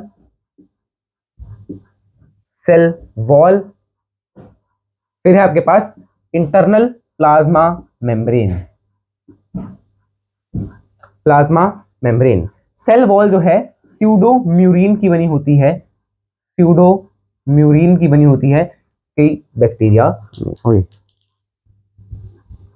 अच्छा, यहाँ पे प्लाज्मा मेम्ब्रेन जो है इसका आपको पढ़ना ही है अलग से, तो ये मैं आपको यहाँ पे नहीं लिखवा रहा, ये हम वहीं पे कवर कर लेंगे। कार्बोहाइड्रेट्स भी होते हैं इसमें, कई सारी चीजें होती हैं जो मैं आपको यहाँ पे प्लाज्मा मेम्ब्रेन के अलग बता दूंगा। लिपिड्स लिख लो, चलो बायोलिपिड लेयर होती है ना, लिपिड लिख लो, कार्बोहाइड्रेट्स लिख लो, और भी कई सारी चीजें वो हम बाद में देख लेंगे यार, ये तो हम अगले लेक्चर का कार्यक्रम है। ये प्लाज्मा मेम्ब्रेन आपके इस लेक्चर का टॉपिक ही नहीं है, ठीक है ना। सेल वॉल ऑफ जो है, सेल वॉल जो स्यूडोमोरीन से बनी होती है, इसमें आप एक और चीज देखिए, पेप्टाइडोग्लाइकेन। पेप्टाइडोग्लाइकेन मोस्टली आपकी पेप्टाइडोग्लाइकेन से ही बनी होगी, और स्यूडोमोरीन की सिर्फ कुछ में होगी, कुछ बैक्टीरिया में। किसमें? Archie bacteria. आप ये नाम पढ़ेंगे इन चैप्टर 2, तो ये मैं यहाँ पे लिख देता हूँ, इन चैप्टर 2, जो कि है आपके पास, मतलब एनसीईआरटी के अकॉर्डिंग चैप्टर 2, ओल्ड एनसीईआरटी के according chapter 2, biological classification. New में भी वो चैप्टर 2 ही है, ठीक है। तो ये glycocalyx, cell wall, plasma membrane, ये 3 लेयर्स हैं। अब ग्लाइकोकैलिक्स के बारे में हम थोड़ा सा जान लेते हैं। ग्लाइकोकैलिक्स के बारे में हम थोड़ा सा जान लेते हैं। सबसे पहले तो ये आउटर मोस्ट लेयर है, आउटर मोस्ट लेयर, इस पूरे एनवलप की ये आउटर मोस्ट लेयर होगी, ठीक है। आउटर मोस्ट लेयर वो हमने कर लिया, और ये हार्ड भी होगी ऑफ कोर्स अगर आउटर मोस्ट है। सबसे पहले तो इसका कंपोजिशन लिख लो, कंपोज्ड ऑफ कार्बोहाइड्रेट्स, कार्बोहाइड्रेट्स के। अब इसको समझने के लिए कि ये क्या है सेल एनवेलप, मैं आपको एक डायग्राम से इसको समझाने की कोशिश करता हूँ, ठीक है। डायग्राम से हम समझते हैं इसको, ध्यान से देखना है। जैसे सेल का है कैसा, देखो ये है आउटर वर्ल्ड, आउटर वर्ल्ड, और ये है सेल के इंटरनल, सेल का इंटरनल अंदर है, तो ये सेल है ऐसा, देखो ये आ गई एक लेयर, ये आ गई दूसरी लेयर, ये आ गई तीसरी लेयर। 3 लेयर्स आपको दिख रही है क्या? I hope so. मैं एक बार चेक करूं कि आपको प्रॉपर, हाँ it is visible to you very properly, yes it is visible to you very properly. तो ये जो है, ये है आपकी glycocalyx, outermost, outermost आपकी ग्लाइकोकैलिक्स। और ये 2 तरह से हो सकती है, तो ये लूज शीथ की तरह होगी, ठीक है, आइदर अ लूज शीथ जैसे स्लाइम कह लो, और टफ थिक लेयर, इसको हम क्या कह देते हैं? कैप्सूल कह देते हैं। अगर तो मान लो लूज शीथ की तरह है तो स्लाइम कह देते हैं, और नहीं तो कैप्सूल अगर टफ है तो, ठीक है। तो ये देखना, ये क्या है? ग्लाइकोकैलिक्स है, ध्यान से देखना, ग्लाइकोकैलिक्स। फिर जो आपकी 2 लेयर्स हैं उनके बीच में कुछ ना कुछ आपको जगह दिख रही है, उसको हम कह देते हैं पेरीप्लाज्मिक स्पेस। एनसीईआरटी में नहीं देखा हुआ, इसको नोट कर लो, ये मैं यहाँ पे बाद में लिख दूंगा, आप इसको नोट कर लो पहले अभी के लिए। ग्लाइकोकैलिक्स आपने कवर कर लिया। Then comes cell wall. Cell wall, cell wall आपको पता ही है ना, सेल वॉल क्या करती है? शेप टू सेल, सेल को शेप देगी, प्रिवेंट इट फ्रॉम कोलैप्सिंग और bursting, prevent the bacteria. Bacteria क्यों लिख रहे हैं? बिकॉज ये क्या है, क्या चल रहा है? सेल एनवेलप किसके अंदर? प्रोटोप्लाज्म, प्रोकैरियोट्स के अंदर। तो prevent the bacteria from bursting और कोलैप्सिंग, बर्स्ट होने से या कोलैप्स होने से उसको रोक देगा, ठीक है। और शेप हो गया। फिर ये एक स्टिफ लेयर है, स्टिफ लेयर कह लो या हार्ड है, हार्ड लेयर है आपकी सेल वॉल, ठीक है ना। यही आपके बारे में आपको और क्या लिखवाना है मुझे? प्लाज्मा मेम्ब्रेन के बारे में देखना है अब आपको, है ना। इसको नोट करो जल्दी से, फिर हम अगले पेज पे क्यों लिखना है, इसी पेज पे आप कितनी जगह है, ठीक है। इसी पेज पे हम लिख लेते हैं। कहाँ पे लिखेंगे प्लाज्मा मेम्ब्रेन? यहाँ पे इसके नीचे जगह है, मैंने देखा अभी, प्लाज्मा मेम्ब्रेन इनर मोस्ट है। सबसे पहले यहाँ पे लिख लो, ये मिडल लेयर है, middle layer in cell envelope, ये भी लिख लो, middle in cell envelope.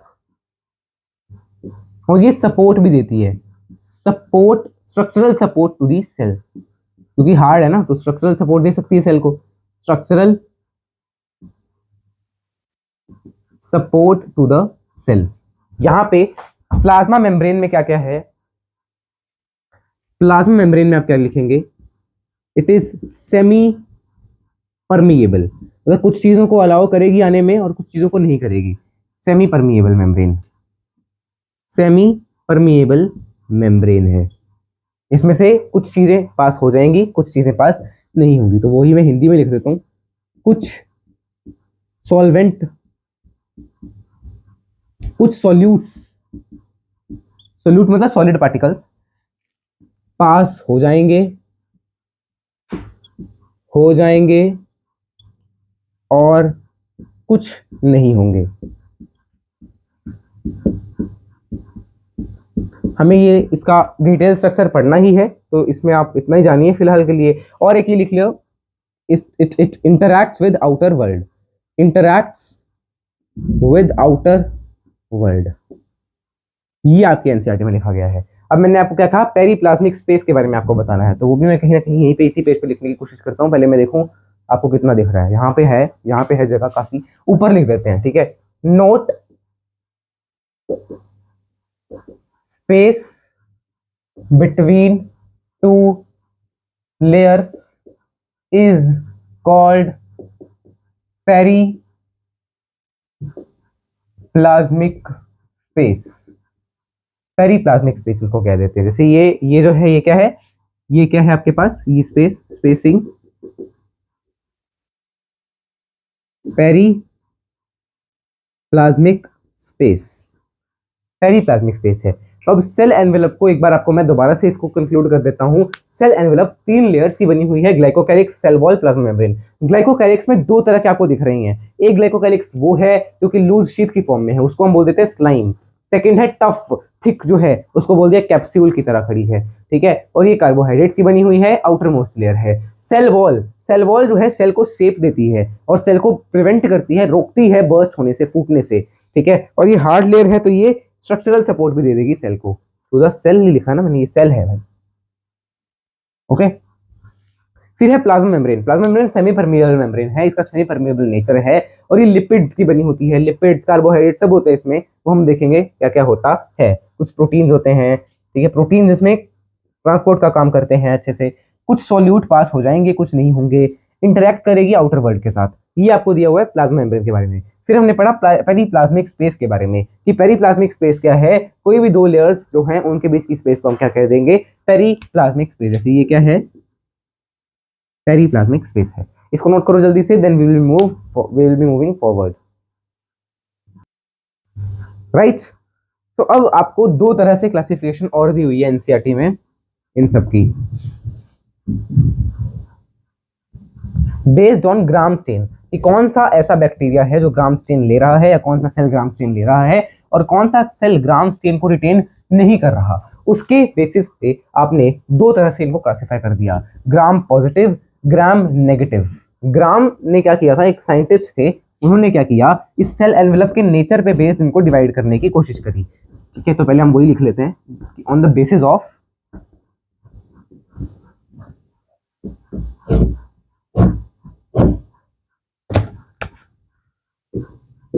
on the basis of nature of cell wall, cell wall नहीं, nature of cell envelope, nature of cell envelope and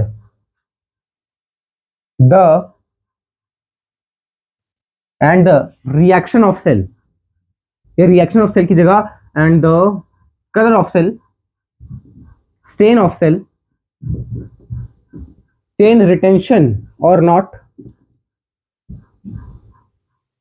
and the stain retention or not, on this basis cells are divided into 2 तरह के sales हैं, into कौन कौन से, ग्राम positive, gram negative, ग्राम positive, gram negative. अब ये stand जो use हो रही है, ये थी violet, purple violet dye, purple violet dye. अब हुआ क्या, अभी तो नहीं, सुनो क्या हुआ। क्या कर रहे हैं, ग्राम जो एक साइंटिस्ट थे, उन्होंने कहा कि मैं इस बेसिस पे देखूंगा कि सेल की जो है, सेल एनवेलप का नेचर कैसा है, और वो सेल जो है मेरे स्टेन पे क्या इफेक्ट दे रहा है, उसके बेसिस पे उन्होंने 2 सेल को क्लासिफाई कर दिया, 2 तरह के सेल्स में क्लासिफाई कर दिया। क्या किया उन्होंने, एक स्टेन ली पर्पल वायलेट डाई, उससे उन्होंने 2 तरह के सेल्स पे उसको डाल दिया। अब एक सेल ऐसे थे जिन्होंने क्या किया, उस स्टेन को वॉश करने के बाद भी अपने अंदर रखा, उसने वही कलर दिया, कौन सा कलर, पर्पल कलर ही रखा अपने सेल का। ठीक है, मैंने क्या किया, एक सेल पे किया, उसके ऊपर मैंने ना एक ये स्टेन डाल दी। अब उस सेल के ऊपर कलर तो आ ही जाएगा ना, पहले ये लिक्विड जाएगा, उसको सेट होने दिया थोड़ी देर, उसके बाद उसको वॉश कर दिया। अब वॉश करने के बाद अगर वो कलर रहा तो वो ग्राम पॉजिटिव है, अगर वो कलर नहीं रहा तो वो ग्राम नेगेटिव है। तो यही मैं लिख देता हूं, सेल्स ऑन ट्रीटमेंट विथ, इसके साथ ट्रीट किया purple violet die,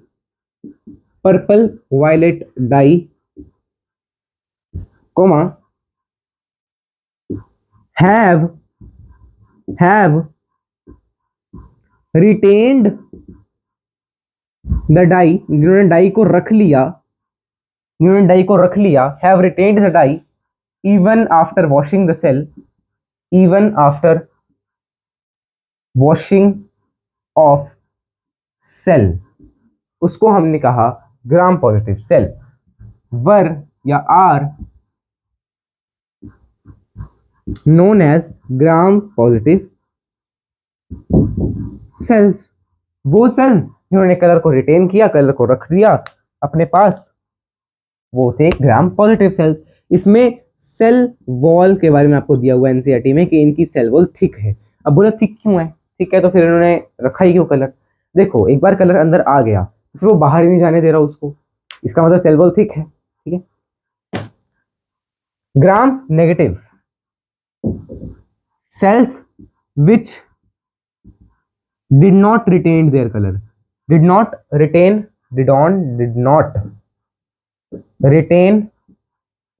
the dye after washing, धोने के बाद डाई भी साथ में चली जा रही थी, उनको हमने क्या कहा, ग्राम नेगेटिव सेल्स। ठीक है, जब ये तो वो लग रहा है ऐसे कर लो तो फिर आपको लगे कि नेगेटिव है, डैश न लगे। Cells which do not retain the dye after washing, उनको क्या कह दिया, ग्राम नेगेटिव। इसमें कहा है कि इनकी सेल वॉल थिन है, इसको नोट कर लो जल्दी से जल्दी। नेक्स्ट क्या है इसके बाद, इसकी मॉडिफिकेशन, सेल एनवेलप की मॉडिफिकेशन, जिसमें सबसे पहले आपको एनसीईआरटी में दे रखे है, दैट इज मीजोजोम। हेडिंग डाल लो, मीजोजोम मॉडिफिकेशन है सेल एनवेलप की। अब सेल एनवेलप में भी किसकी, ये क्या है आपके पास, डिफरेंशिएटेड सेल मेम्ब्रेन। ठीक है, तो पहले हम लिख लेते हैं cell envelope modifications. First is mesosome,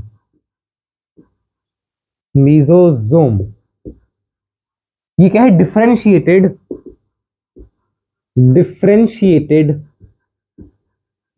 cell membrane है, डिफरेंशिएटेड सेल मेम्ब्रेन है। और ये कैसे हो सकती है, in the form of vesicles की फॉर्म में हो सकती है,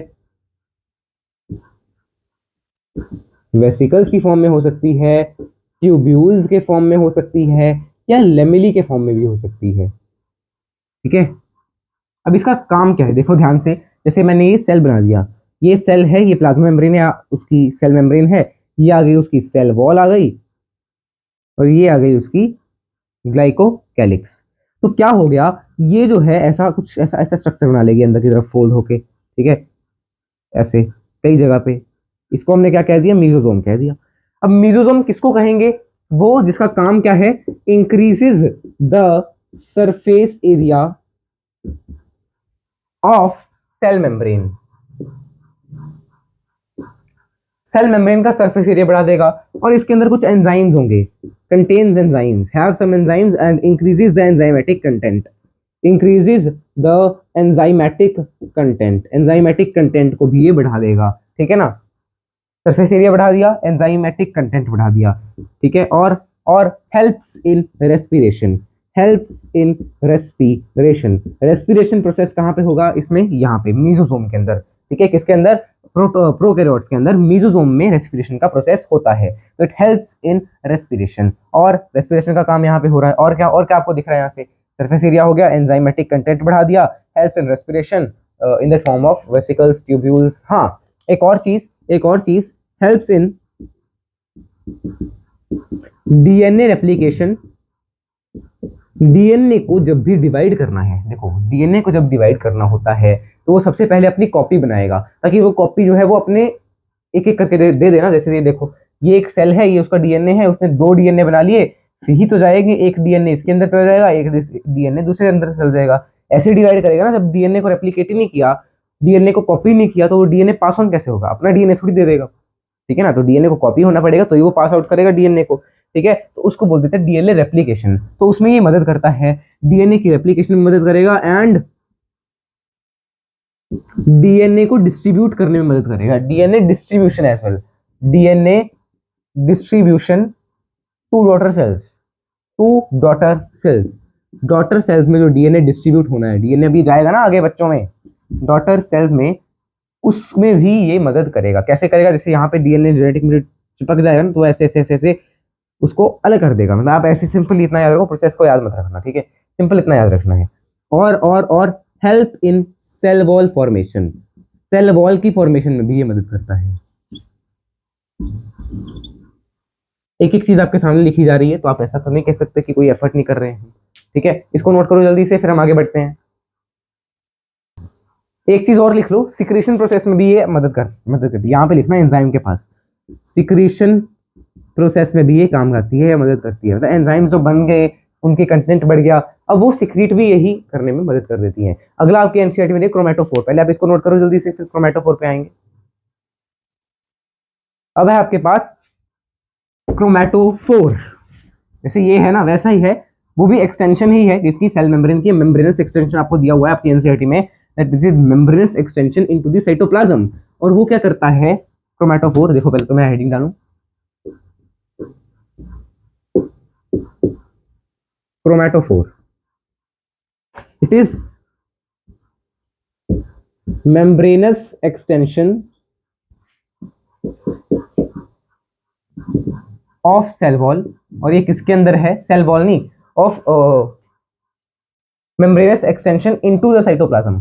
साइटोप्लाज्म के अंदर इसकी membranous extension है, तो किसकी होगी? सेल मेम्ब्रेन की ही होगी ना ये, फिर तो सबसे अंदर की तरफ सेल मेम्ब्रेन ही है, into the cytoplasm। किसके अंदर है? as in साइनोबैक्टीरिया, ठीक है, साइनोबैक्टीरिया के अंदर आप इसको देख सकते हैं। एक मिनट जरा वेट करना, वो वाला मार्कर कहाँ है जिसमें मैं वो भरा था? Is it this one? पता नहीं यार। As in cyanobacteria. अब ये क्या करेंगे? इनके पास क्या होगा? इनके पास पिगमेंट होंगे, कंटेन्स पिगमेंट या स्टोर्स पिगमेंट फॉर फोटोसिंथेसिस। इसमें है क्या? फॉर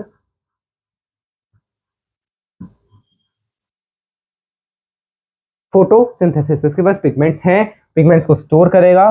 स्टोर लिख लो तो बेटर है, store is a better word. Contain तो मतलब उसके पास खुद के हैं, स्टोर मतलब उसने किसी के स्टोर किया, उसने स्टोर किए। मतलब इसको नोट करो जल्दी से, they are storing the pigments for photosynthesis. या कंटेन भी दोनों लिख लो यार, दोनों ही बेटर वर्ड हैं। तो जो भी आपके ऑप्शन में आएगा ना वो आप टिक कर देना, स्टोर्स या कंटेन्स पिगमेंट फॉर फोटोसिंथेसिस, को भी नोट करो। देन आपको दिया हुआ है आपके एनसीईआरटी में बैक्टीरिया की मोटाइल है, नॉन मोटाइल, ठीक है, फ्लैजेला के बारे में और पिलाई फेब्री के बारे में, इन सब के बारे में। फिर हम इंक्लूजन बॉडीज और राइबोसोम खत्म करके आज के लेक्चर को ओवर करेंगे एनसीईआरटी के बाद। पहले आप इसको नोट कर लिया होगा, आई होप सो आपने, ठीक है। और आपको दिया हुआ है कि फ्लैजेला, फ्लैजेला के बारे में दे रखा है, ठीक है ना। ध्यान से देखना फ्लैजेला को। अब कुछ बैक्टीरिया जो है वो मोटाइल होते हैं और कुछ नॉन मोटाइल होते हैं, राइट। बैक्टीरिया मूव कर सकते हैं या तो मूव नहीं करेंगे, ये दो चीजें हो सकती हैं।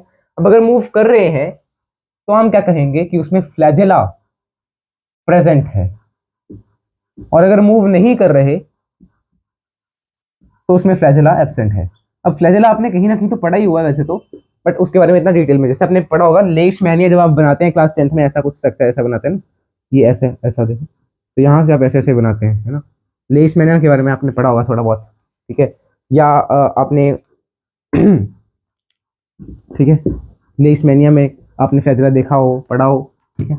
फ्लैजिला मूविंग में मदद करता है, ठीक है। अब फ्लैजिला के बारे में पढ़ते हैं, ध्यान से देखना है। एक फ्लैजिला का मैं स्ट्रक्चर बना रहा हूँ, ये देखो ध्यान से, ये है बेसल पार्ट, हुक, फिलामेंट। तो फ्लैजिला को अगर मैं बोलूं तो फ्लैजिला है क्या? फ्लैजिला एक फिलामेंटस स्ट्रक्चर है या फिलामेंटस एक्सटेंशन है। कहां से? सेल वॉल से। फिलामेंटस एक्सटेंशन,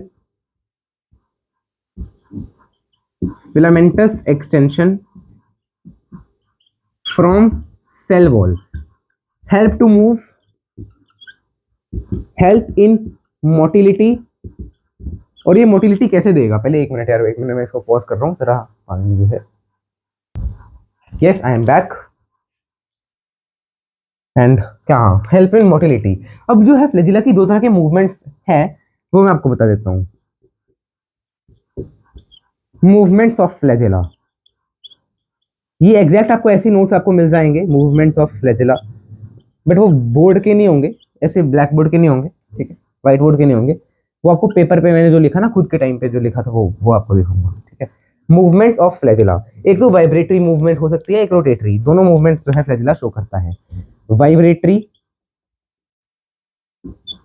रोटेटरी, ठीक है। ये दोनों मूवमेंट जो है फ्लैजिला शो कर सकता है। हेल्प इन मोटिलिटी, और made up of protein, made up of polypeptide, polypeptide से बना होता है, जो कि अमीनो एसिड की एक यूनिट है, मतलब अमीनो एसिड से मिलकर बनी होती है पॉलीपेप्टाइड चेन। पॉलीपेप्टाइड प्लस एक प्रोटीन या कह लो फ्लैजेलिन, प्लस फ्लैजेलिन। तो इसको आप नोट कर रहा हूं, ध्यान से देखना, ये क्या है? Basal part, basal part, this is what we call as hook, and this is filament.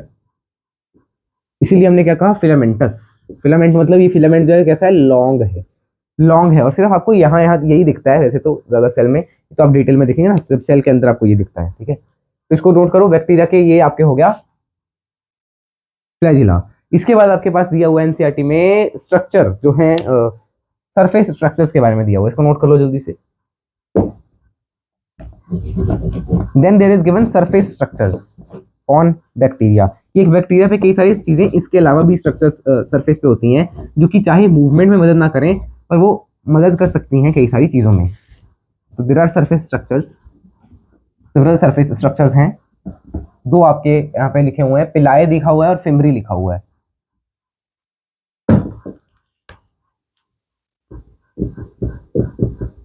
Surface structures, एक है पिलाए, एक है आपके पास fimbriae.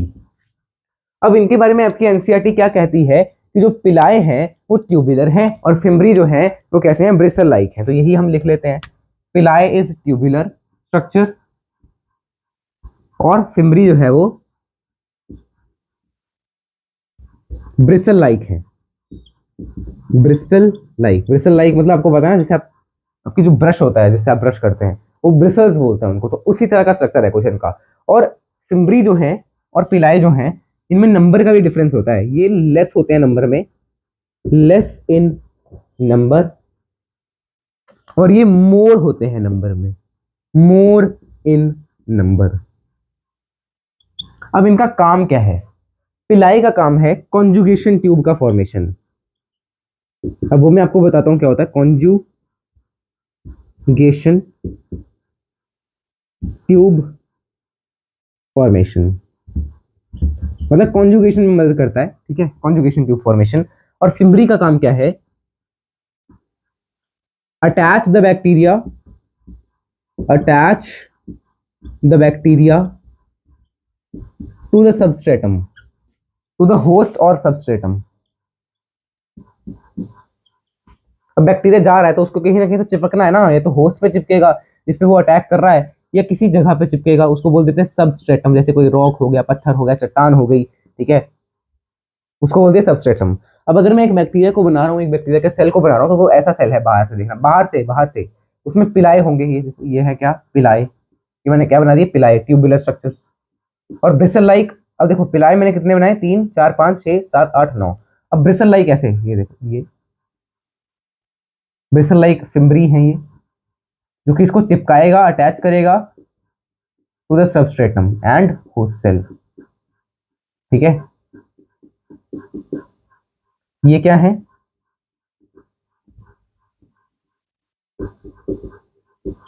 Fimbriae, and these are the पिलाए, ठीक है,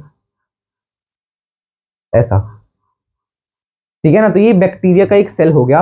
अब कॉन्जुगेशन के ऊपर आते हैं। कॉन्जुगेशन क्या है, व्हाट इज कॉन्जुगेशन? ये तो मैंने बता दिया आपको क्या हो रहा है, क्या किस में मदद कर रहा है। अब what is conjugation, let us see that in detail, but before that let me just fill the refill again. पता नहीं क्या है यार, इतना सा लिखते हैं फिर रिफिल खत्म, इतना सा लिखो फिर रिफिल खत्म, हद होती है, कंप्लेन करनी पड़ेगी। इसको भी यहीं पे रहने देते हैं, तब तक आगे करते हैं। हाँ, पिलाई में कॉन्जुगेशन के बारे में आपको बता रहा था। जैसे एक बैक्टीरिया है आपका यहाँ, ये है आपका सेकंड बैक्टीरिया। ये क्या करेंगे, इसका जो डीएनए था और जो इसका डीएनए है, ये जेनेटिक मटेरियल एक्सचेंज करना है इनको, या इसको इसको इसके अंदर डाल देना है। तो वो कैसे होगा, वो होगा थ्रू कॉन्जुगेशन। कॉन्जुगेशन मतलब ये पास आएंगे और ऐसे एक ट्यूब सी बना लेंगे, जिसको हम क्या कहेंगे, कॉन्जुगेशन ट्यूब कहेंगे, कॉन्जुगेशन ट्यूब कहेंगे।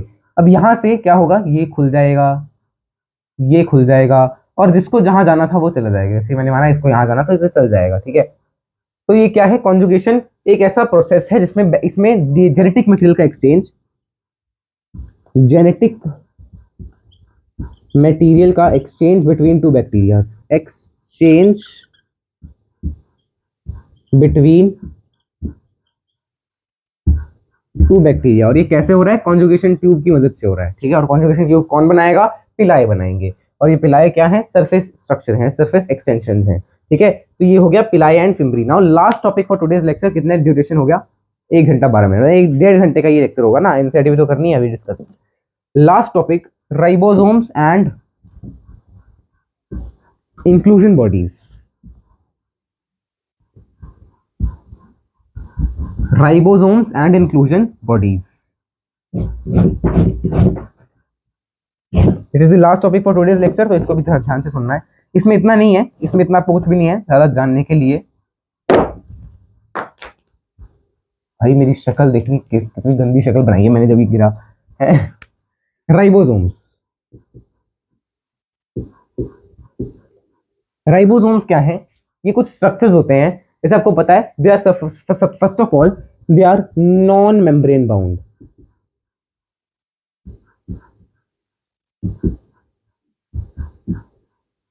इनके ऊपर कोई मेम्ब्रेन नहीं है, ठीक है। और ये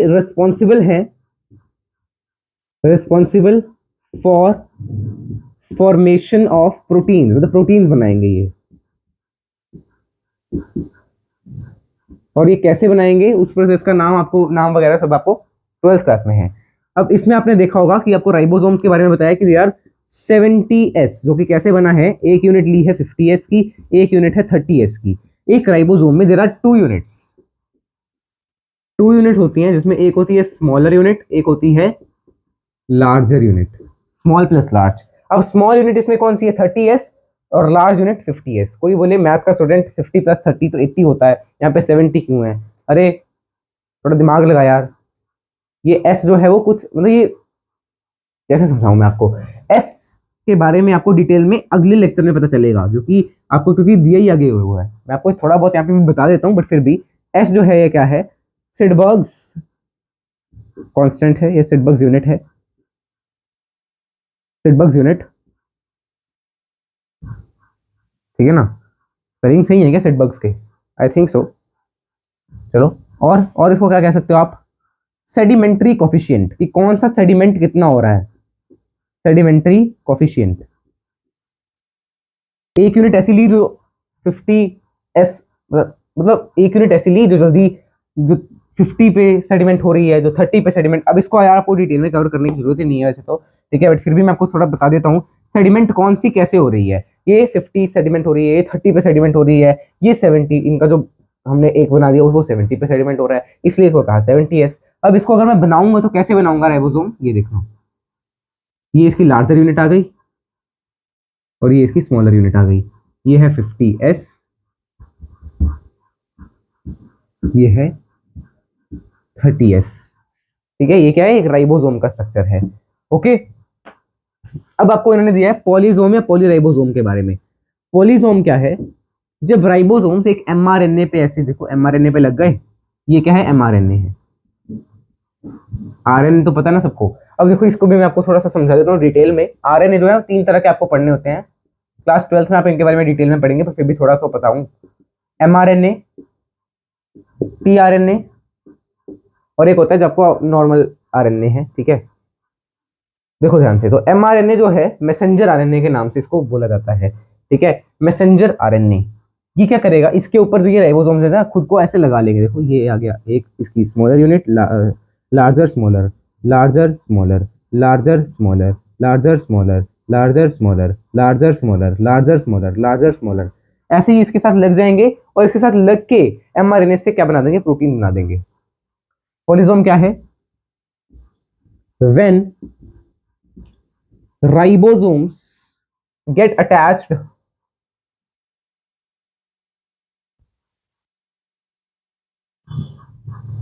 यहाँ पे और लिखो एमआरएनए, टीआरएनए, आरआरएनए, ठीक है ना, ribosomal RNA. When ribosome get attached to the mRNA to form proteins, इससे प्रोटीन बनाता है, ये इज नोन एज पॉलीसोम या पॉलीराइबोसोम। ऊपर मैंने नाम पॉलीसोम लिखा तो यहाँ पे पॉलीराइबोसोम लिख देता हूँ, आप दोनों ही याद रखना। राइबोसोम एनसीईआरटी में दोनों दिए हूँ ना, इसलिए कह रहा हूँ, ठीक है, पॉलीराइबोसोम। तो ये हो गया आपका राइबोसोम्स के बारे में। और ये कौन से राइबोसोम्स पढ़ रहे हैं हम, प्रोकैरियोटिक। यूकैरियोटिक में आपको दोबारा पढ़ने हैं, प्रोकैरियोटिक राइबोसोम्स के बारे में है ये, ठीक है। यूकैरियोटिक में आपको दोबारा पढ़ने हैं राइबोसोम्स, पर वो यूकैरियोट्स के बारे में पढ़ना है आपको वहां पे, ठीक है। इसको नोट करो जल्दी से। देन इंक्लूजन्स वर्ड ये लास्ट यार, फिर उसको भी खत्म करते हैं और यहाँ तक फिर हम कवर करते हैं इसको,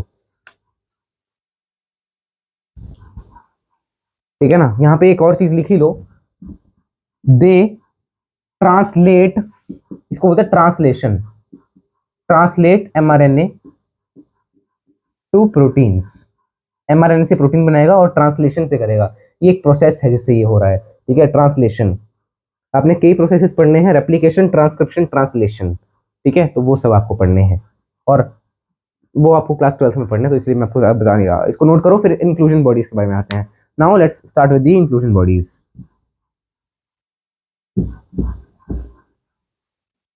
अच्छा, राइबोसोम के बारे में आपको एक और चीज लिखी हुई है, वो भी मैं आपको बता देता हूँ, वो मैं आपको पहले बताना भूल गया कि ये जो है राइबोसोम्स जो हैं एसोसिएटेड होते हैं with the plasma membrane. Plasma membrane के साथ एसोसिएटेड होते हैं, तो मैं नोट की फॉर्म में लिखता हूँ, नोट के फॉर्म में, नोट राइबोसोम्स इन, देखो कितना बड़ा बड़ा अक्षर लिख रहा हूँ भाई, आंख जितना है मेरा, राइबोसोम्स इन प्रोकैरियोट्स, प्रोकैरियोट्स में ribosomes are attached to the plasma membrane. Plasma membrane के साथ भी अटैच होते हैं, ठीक है, या सेल मेम्ब्रेन कह लो, ठीक है ना। ये प्रोकैरियोट्स की बात हो गई। यूकैरियोट्स में वैसे सिंपल आपको बताइए, आर के साथ भी होते हैं, ठीक है, तरफ एंडोप्लाज्मिक रेटिकुलम में होता है ना, वो भी प्रोटीन ही बनाएंगे। अब आप आगे बढ़ते हैं, राइबोसोम्स हो गया। Now give a heading inclusion bodies. Inclusion bodies का काम क्या है, स्टोरेज का काम है। ये कुछ एक्स्ट्रा बॉडीज हैं आपकी उसमें प्रोकैरियोट्स में, ये काम करेंगी स्टोरेज का, ये काम क्या करेंगी, स्टोरेज का काम करेंगी, ठीक है ना। और ये कहाँ पे होंगी, इन साइटोप्लाज्म होंगी, बिकॉज और कोई जगह ही नहीं है उसमें यार, इन साइटोप्लाज्म। और ये भी कैसी हैं, नॉन मेम्ब्रेन बाउंड हैं। तो आपकी एनसीईआरटी में जो दी हुई है मैं उन्हीं के बारे में बता रहा हूँ, ठीक है। पोटेशियम ग्रेनुअल्स दिया हुआ है, मतलब ये क्या स्टोर करेगा, स्टोर्स के प्लस प्लस, के प्लस, और कैल्शियम ग्रेनुल दिए हैं क्या। और आपको मेरे ख्याल से गैस वैक्यूल के बारे में बताया होगा, गैस वैक्यूल नहीं, गैस वैक्यूल के बारे में बताया नहीं है, बट इससे आ जाता है, ये आपने छोटी क्लासेस में पढ़ा हुआ है। गैस वैक्यूल होता है और ये जो है बुएंसी प्रोवाइड करता है प्लांट्स को, प्रोवाइड्स बुएंसी टू प्लांट, मतलब फ्लोइंग एबिलिटी दे देता है टू प्लांट्स, प्लांट्स को बुएंसी देता है। और गैस वैक्यूल और क्या काम करेगा, ऑफ कोर्स गैस को स्टोर करेगा, स्टोर्स गैसेस, कंटेन्स गैसेस लिख लो, हैव गैसेस, ठीक है। ये आपको दिया हुआ है। एक मेरे ख्याल से यार पोटेशियम के साथ कौन सा ग्रेनुल दिया हुआ है यार, हम्म,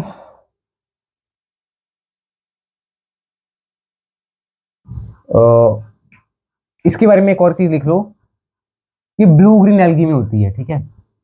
in blue green algae, blue green algae में आपको ये देखने को मिलेंगे, कौन, गैस वैक्यूल। साइनोफिशियन कहा गया, साइनोफिशियन बैक्टीरिया, बैक्टीरिया साइनोफिशियन ग्रेनुल्स हो गए,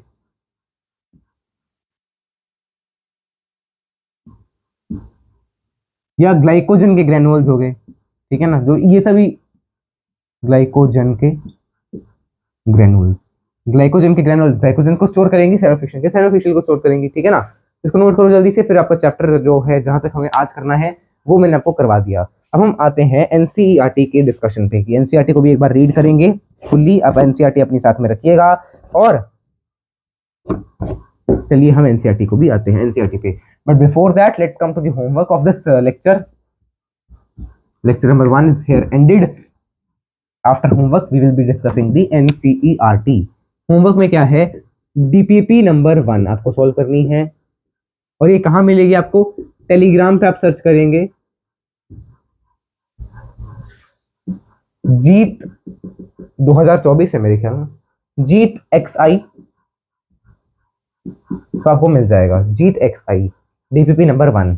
एंड नोट्स आपको बनाने हैं, एंड नोट्स मैं भी आपको यहाँ पे टेलीग्राम पे प्रोवाइड कर ही दूंगा, ठीक है ना। क्लास नोट्स आपको बनाने हैं, रिवाइज करना है, चैप्टर को रिवाइज करना है जहाँ तक हमने अभी तक किया। अब हम एनसीईआरटी के रीडिंग पे आते हैं। Let us take our NCERTs with us. तो अभी हमने ज़्यादा कुछ पढ़ा नहीं है, यहाँ यहाँ तो ये 2-3 पेजेस अभी हमने कवर करे हैं अच्छे से, बाकी हम आगे तो हैं। अब आपका क्या क्या बचा है, यूकैरियोटिक सेल बचे हैं। अब देखो यहाँ पे भी आपको थोड़े बहुत डिफरेंसेस दिए हुए हैं, ये देखो। फिर है आपके पास सेल मेम्ब्रेन के बारे में, सेल मेम्ब्रेन के बाद है there is transport, passive transport, active transport, cell wall, ठीक है ना, सेल वॉल इन यूकैरियोट्स कैसी है, ठीक है। फिर एंडोमेम्ब्रेन सिस्टम है, इसमें वो नहीं है, एंडोमेम्ब्रेन सिस्टम में भी आपके 4 आपके वो आते हैं ना पार्ट्स उसके एंडोमेम्ब्रेन सिस्टम के, कौन कौन से। फिर आपके पास माइटोकॉन्ड्रिया, प्लास्टिड्स, मतलब अभी चैप्टर तो काफी है, तो 2 पार्ट्स लग ही जाएंगे इसको करवाने में, ठीक है ना। एक पार्ट में हम इतने कम पेजेस कर पाएंगे। Let's see what is a cell. अब देखिए यहाँ पे लिखा हुआ है यूनिसेलुलर ऑर्गेनिज्म इंडिपेंडेंट एग्जिस्टेंस कर सकते हैं और एसेंशियल फंक्शंस को परफॉर्म कर सकते हैं लाइफ के। Anything less than a complete cell does not exist या does not ensure independent living. ये भी मैंने आपको बता दिया था। Fundamental structural and functional unit, ये भी आपको बता दिया। एंटोन वॉन ल्यूवेनहॉक ने पहला सेल दिया था, लाइव सेल देखा था। रॉबर्ट ब्राउन ने न्यूक्लियस देखा था। फिर मैंने आपको ये बोला था बट लिखाया नहीं था कि इलेक्ट्रॉन माइक्रोस्कोपी डिस्कवरी हुई, फिर बहुत सारी चीजें आपको पता चली। यहाँ पे रॉबर्ट हुक्का ने दिया हुआ, वो छोटी क्लास में दिया होता है, वो पूछ लेते हैं, ठीक है ना।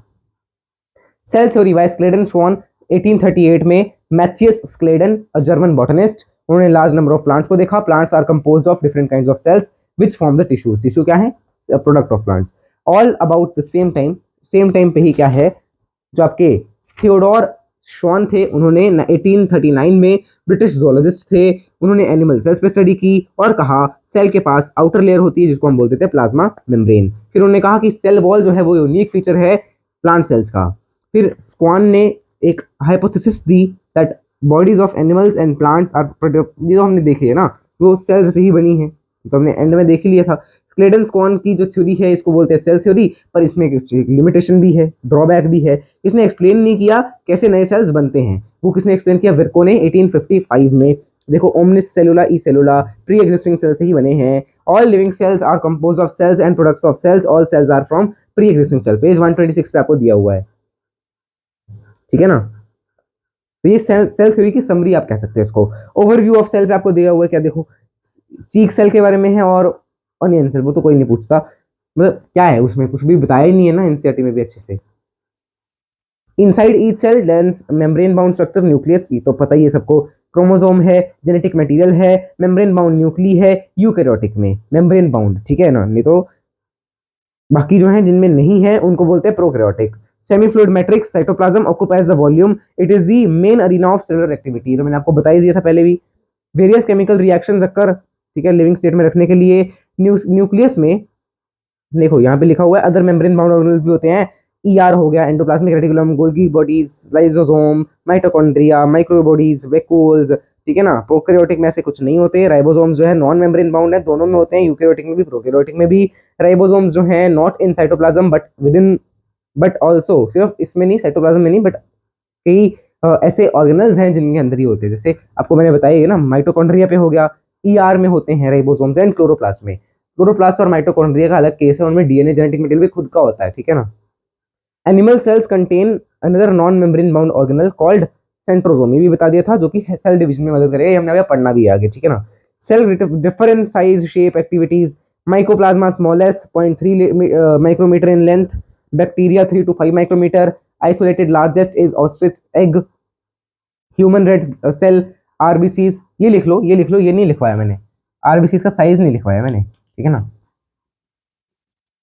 आरबीसीज 7 माइक्रोमीटर इन डायमीटर, मतलब आरबीसीज का जो डायमीटर है दैट इज 7 माइक्रोमीटर, ठीक है, in diameter. Nerve cells longest sales, sales also very in shape, shape भी अलग अलग हो सकती है, डिस्क लाइक, पॉलीगोनल, कुबर्डल, ठीक है, columnar, thread like, irregular. Shape of cell में vary with function they perform, ये मैंने आपको एक्सप्लेन कर दिया था इससे। RBCs round biconcave, white blood cells amoeboid, columnar epithelial long narrow, nerve cell branched long, tracheid elongated, mesophyll cells round and oval, ठीक है ना। और वेरिएबल शेप किसकी होती है, जैसे अमीबा और डब्ल्यूबीसी की, वो शेप चेंज कर सकते हैं, इसलिए उसको लिखा है अमीबॉइड शेप, ठीक है। आगे देखिए, prokaryotic cells, they are present represented by bacteria, blue green algae, mycoplasma, PPLO, pleuro pneumonia like organisms, generally smaller, multiply rapidly, very greatly in shape and size में उनकी वेरिएशन है। Bacillus, coccus, vibrio, spirillum. अभी आपको chapter 2 में भी दिया हुआ है डिटेल में, इन शेप्स के बारे में एग्जांपल्स वगैरह दिए होंगे, अगर दिए होंगे तो, मेरे ख्याल से एग्जांपल नहीं दिए बट शेप्स के बारे में दिया हुआ है। Organisation of prokaryotic cell is fundamentally similar even though prokaryotes exhibit a wide variety of shapes and functions. देखा, ये मैंने आपको लिखवा दिया था कि फंडामेंटली सिमिलर हैं, फंक्शंस अलग अलग परफॉर्म करते हैं, वेरिएशन है। Prokaryotics have a cell wall but except mycoplasma, cytoplasm भी कॉमन है सब में, no well defined nucleus, genetic material naked है, जीनोमिक डीएनए के अलावा इनमें एक सिंगल क्रोमोसोम है, सर्कुलर डीएनए है, ठीक है ना, जो कि जीनोमिक डीएनए ना, उससे अलावा, जैसे जीनोमिक डीएनए क्या होता है, एक ही तो होता है, जैसे मैंने एक ही तो बनाया था ऐसे डबल स्टैंडर्ड, ठीक है, सर्कुलर। उसके अलावा इनमें कई और बैक्टीरिया भी होता है, एक और जेनेटिक मटेरियल भी होता है जिसको हम क्या कहते हैं, एक्स्ट्रा क्रोमोसोमल डीएनए, ठीक है, वो भी सर्कुलर है, outside the genomic DNA, genomic DNA के अलावा है, ठीक है, वो उनको हम बोल देते हैं प्लाज्मिड। ये यूनिक फिनोटिपिक कैरेक्टर देगा प्लांट को, जैसे रेजिस्टेंस टू एंटीबायोटिक्स, ठीक है, ये मैंने आपको एक्सप्लेन कर दिया। फिर प्लाज्मिड को हम यूज करते हैं बैक्टीरिया को ट्रांसफॉर्म करने में, फॉरेन डीएनए, फॉरेन डीएनए मैंने आपको बताया ना, ऐसे काटते हैं उसके अंदर एक अलग डीएनए लगाते हैं, उसको बोलते हैं फॉरेन डीएनए, ठीक है ना। आ गया nuclear membrane found in eukaryotes, इसमें यूकैरियोट्स में होती है, no organelle like the ones in eukaryotes are found except for ribosomes, ये मैंने आपको बता दिया ना कि राइबोसोम्स जो हैं वो होते हैं। प्रोकैरियोट्स के पास कुछ यूनिक भी है, जो मैंने आपको कहा था कि मैं आपको बताऊंगा और मैं बता के निकल भी लिया। इंक्लूजन बॉडीज प्रोकैरियोट्स में होती है, यूकैरियोट्स में नहीं होती हैं। Specialised differentiated form of cell membrane, mesosome, infoldings of cell membrane कह सकते हो, आगे हमने करना ही है ये तो। अब है सेल एनवेलप की बारी।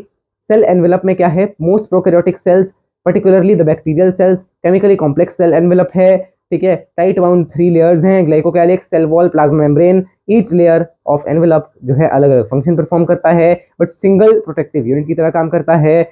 इनको हम दो ग्रुप्स में बांट सकते हैं, इनकी एनवेलप की उस पे, और जो ये रिस्पॉन्ड कर रहे हैं इसको, स्टेनिंग प्रोसीजर को, जो कि ग्राम विज ने डिस्कवर किया था, डेवलप किया था।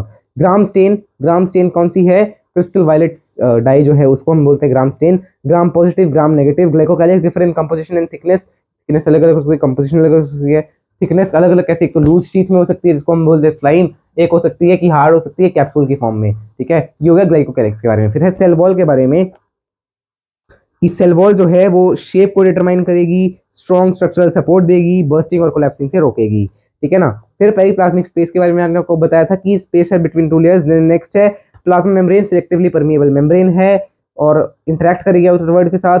सिमिलर स्ट्रक्चर है इन द यूकेरियोट्स, तो ये तो हमारे पढ़ना ही आगे, ठीक है ना।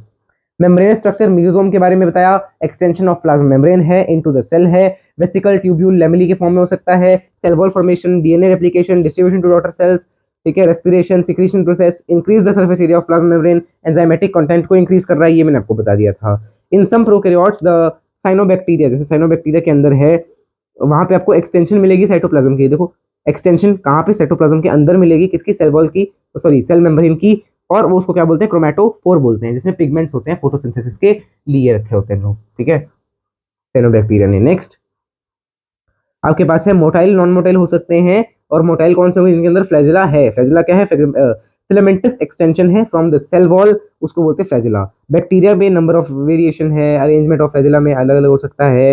Bacteria cell is compose of 3 parts, filament, hook, basal body, ठीक है, ये अलग अलग पार्ट्स हैं, फिलामेंट, हुक, बेसल बॉडी है, ठीक है।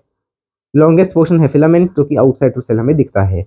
पिलाई, फिम्बरी, स्ट्रक्चरल जो है सरफेस स्ट्रक्चर्स हैं, कोई इनका रोल नहीं है मोटिलिटी में, ये भी लिख लो, कि मैं आपको बताना भूल गया, बट आपको ऐसा आ सकता है, which of the following plays a role, या which of the following is responsible for the motility in a bacteria.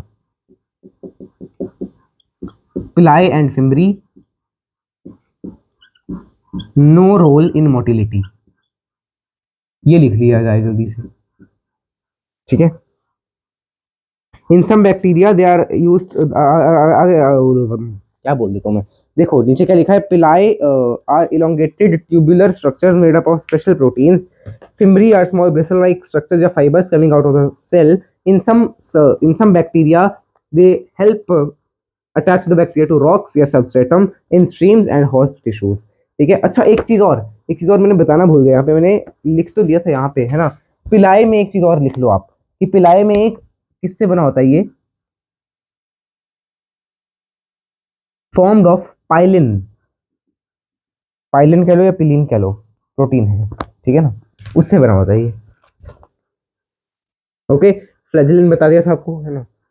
यहाँ पे मैंने कुछ ना कुछ चीजें लिखी होती हैं जो मुझे अपने टाइम पे मेरे टीचर ने बताई थी। रोटेटरी, वाइब्रेटरी मैंने आपको बता दिया था, ठीक है। प्रोटीन जो है पॉलीपेप्टाइड से बना है, वो भी बता दिया था। राइबोसोम्स एंड इंक्लूजन बॉडीज, जो लास्ट टॉपिक हमने पढ़ा अभी अभी, है ना, उसमें आप एक और चीज लिख लो, एक और चीज वहां पे भी लिख लेना। राइबोसोम का साइज आपको दिया हुआ है एनसीईआरटी में, तो उसको भूलना नहीं है।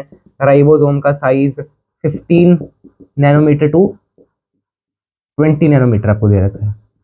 लेट्स चेक, यस 15 बाय 20 लिखा हो तो बाय ही लिख लो, एग्जैक्ट चीजें जो है वो सही रहती हैं। 15 नैनोमीटर बाय 20 नैनोमीटर, ये आपको दिया हुआ है। प्लाज्मा मेम्ब्रेन से है, associated with plasma membrane, 50s, 30s, 70s, protein synthesis, mRNA से अटैच होंगे, सिंगल एमआरएनए से कई सारे राइबोसोम्स अटैच हो जाते हैं, जिसको हमने क्या कहा, पॉलीसोम कहा। राइबोसोम जो है वो ट्रांसलेट करेंगे एमआरएनए को प्रोटीन के अंदर। इंक्लूजन बॉडीज के बारे में दिया हुआ है, रिजर्व मटेरियल जो है स्टोर करेंगे इंक्लूजन बॉडीज के अंदर, जैसे not bound by membrane, free in cytoplasm, ये आपको सब बता दिया है। फॉस्फेट ग्रेनुल्स, साइनोफिशियन ग्रेनुल्स, ठीक है, ग्लाइकोजन ग्रेनुल्स हो गया। Blue green and purple bacteria में गैस वैक्यूल्स है, blue green and purple green photosynthetic bacteria में, ठीक है ना। तो गैस वैक्यूल्स में ये पॉइंट भी लिख लेना आप, कि वो पर्पल ग्रीन बैक्टीरिया में भी होता है, ओके। तो बस that's it for today's lecture. बाकी हम चैप्टर को 2 और पार्ट्स में कवर करेंगे, 3 पार्ट्स अगले हफ्ते ये चैप्टर कंप्लीट कर देंगे ना। नेक्स्ट वीकेंड पे ये chapter will be completed, Saturday Sunday 2 classes आएंगे ना, तो उस टाइम पे आपका ये चैप्टर कंप्लीट हो जाएगा। चलिए फिर अभी अपनी नवरात्रि मनाइए, पढ़ते पढ़ते मनाइए, और व्रत वगैरह रखिए बढ़िया से, ठीक है ना, श्रद्धा भाव रखिए, और ज्ञान क्यों ही फेलो में ज़्यादा, है ना। व्रत रख लेना, चिप्स वगैरह खा लेना व्रत वाले, है ना, बड़ा मजा आता है भाई ऐसा व्रत रखने में। और कुछ आपसे जो बातें मुझे करनी है, और क्या बातें करनी, चलो फिर मिलते हैं अगले लेक्चर में, तब तक के लिए जय श्री कृष्ण, राम राम, सीताराम, राधेश्याम, श्रीमन नारायण, राम राम।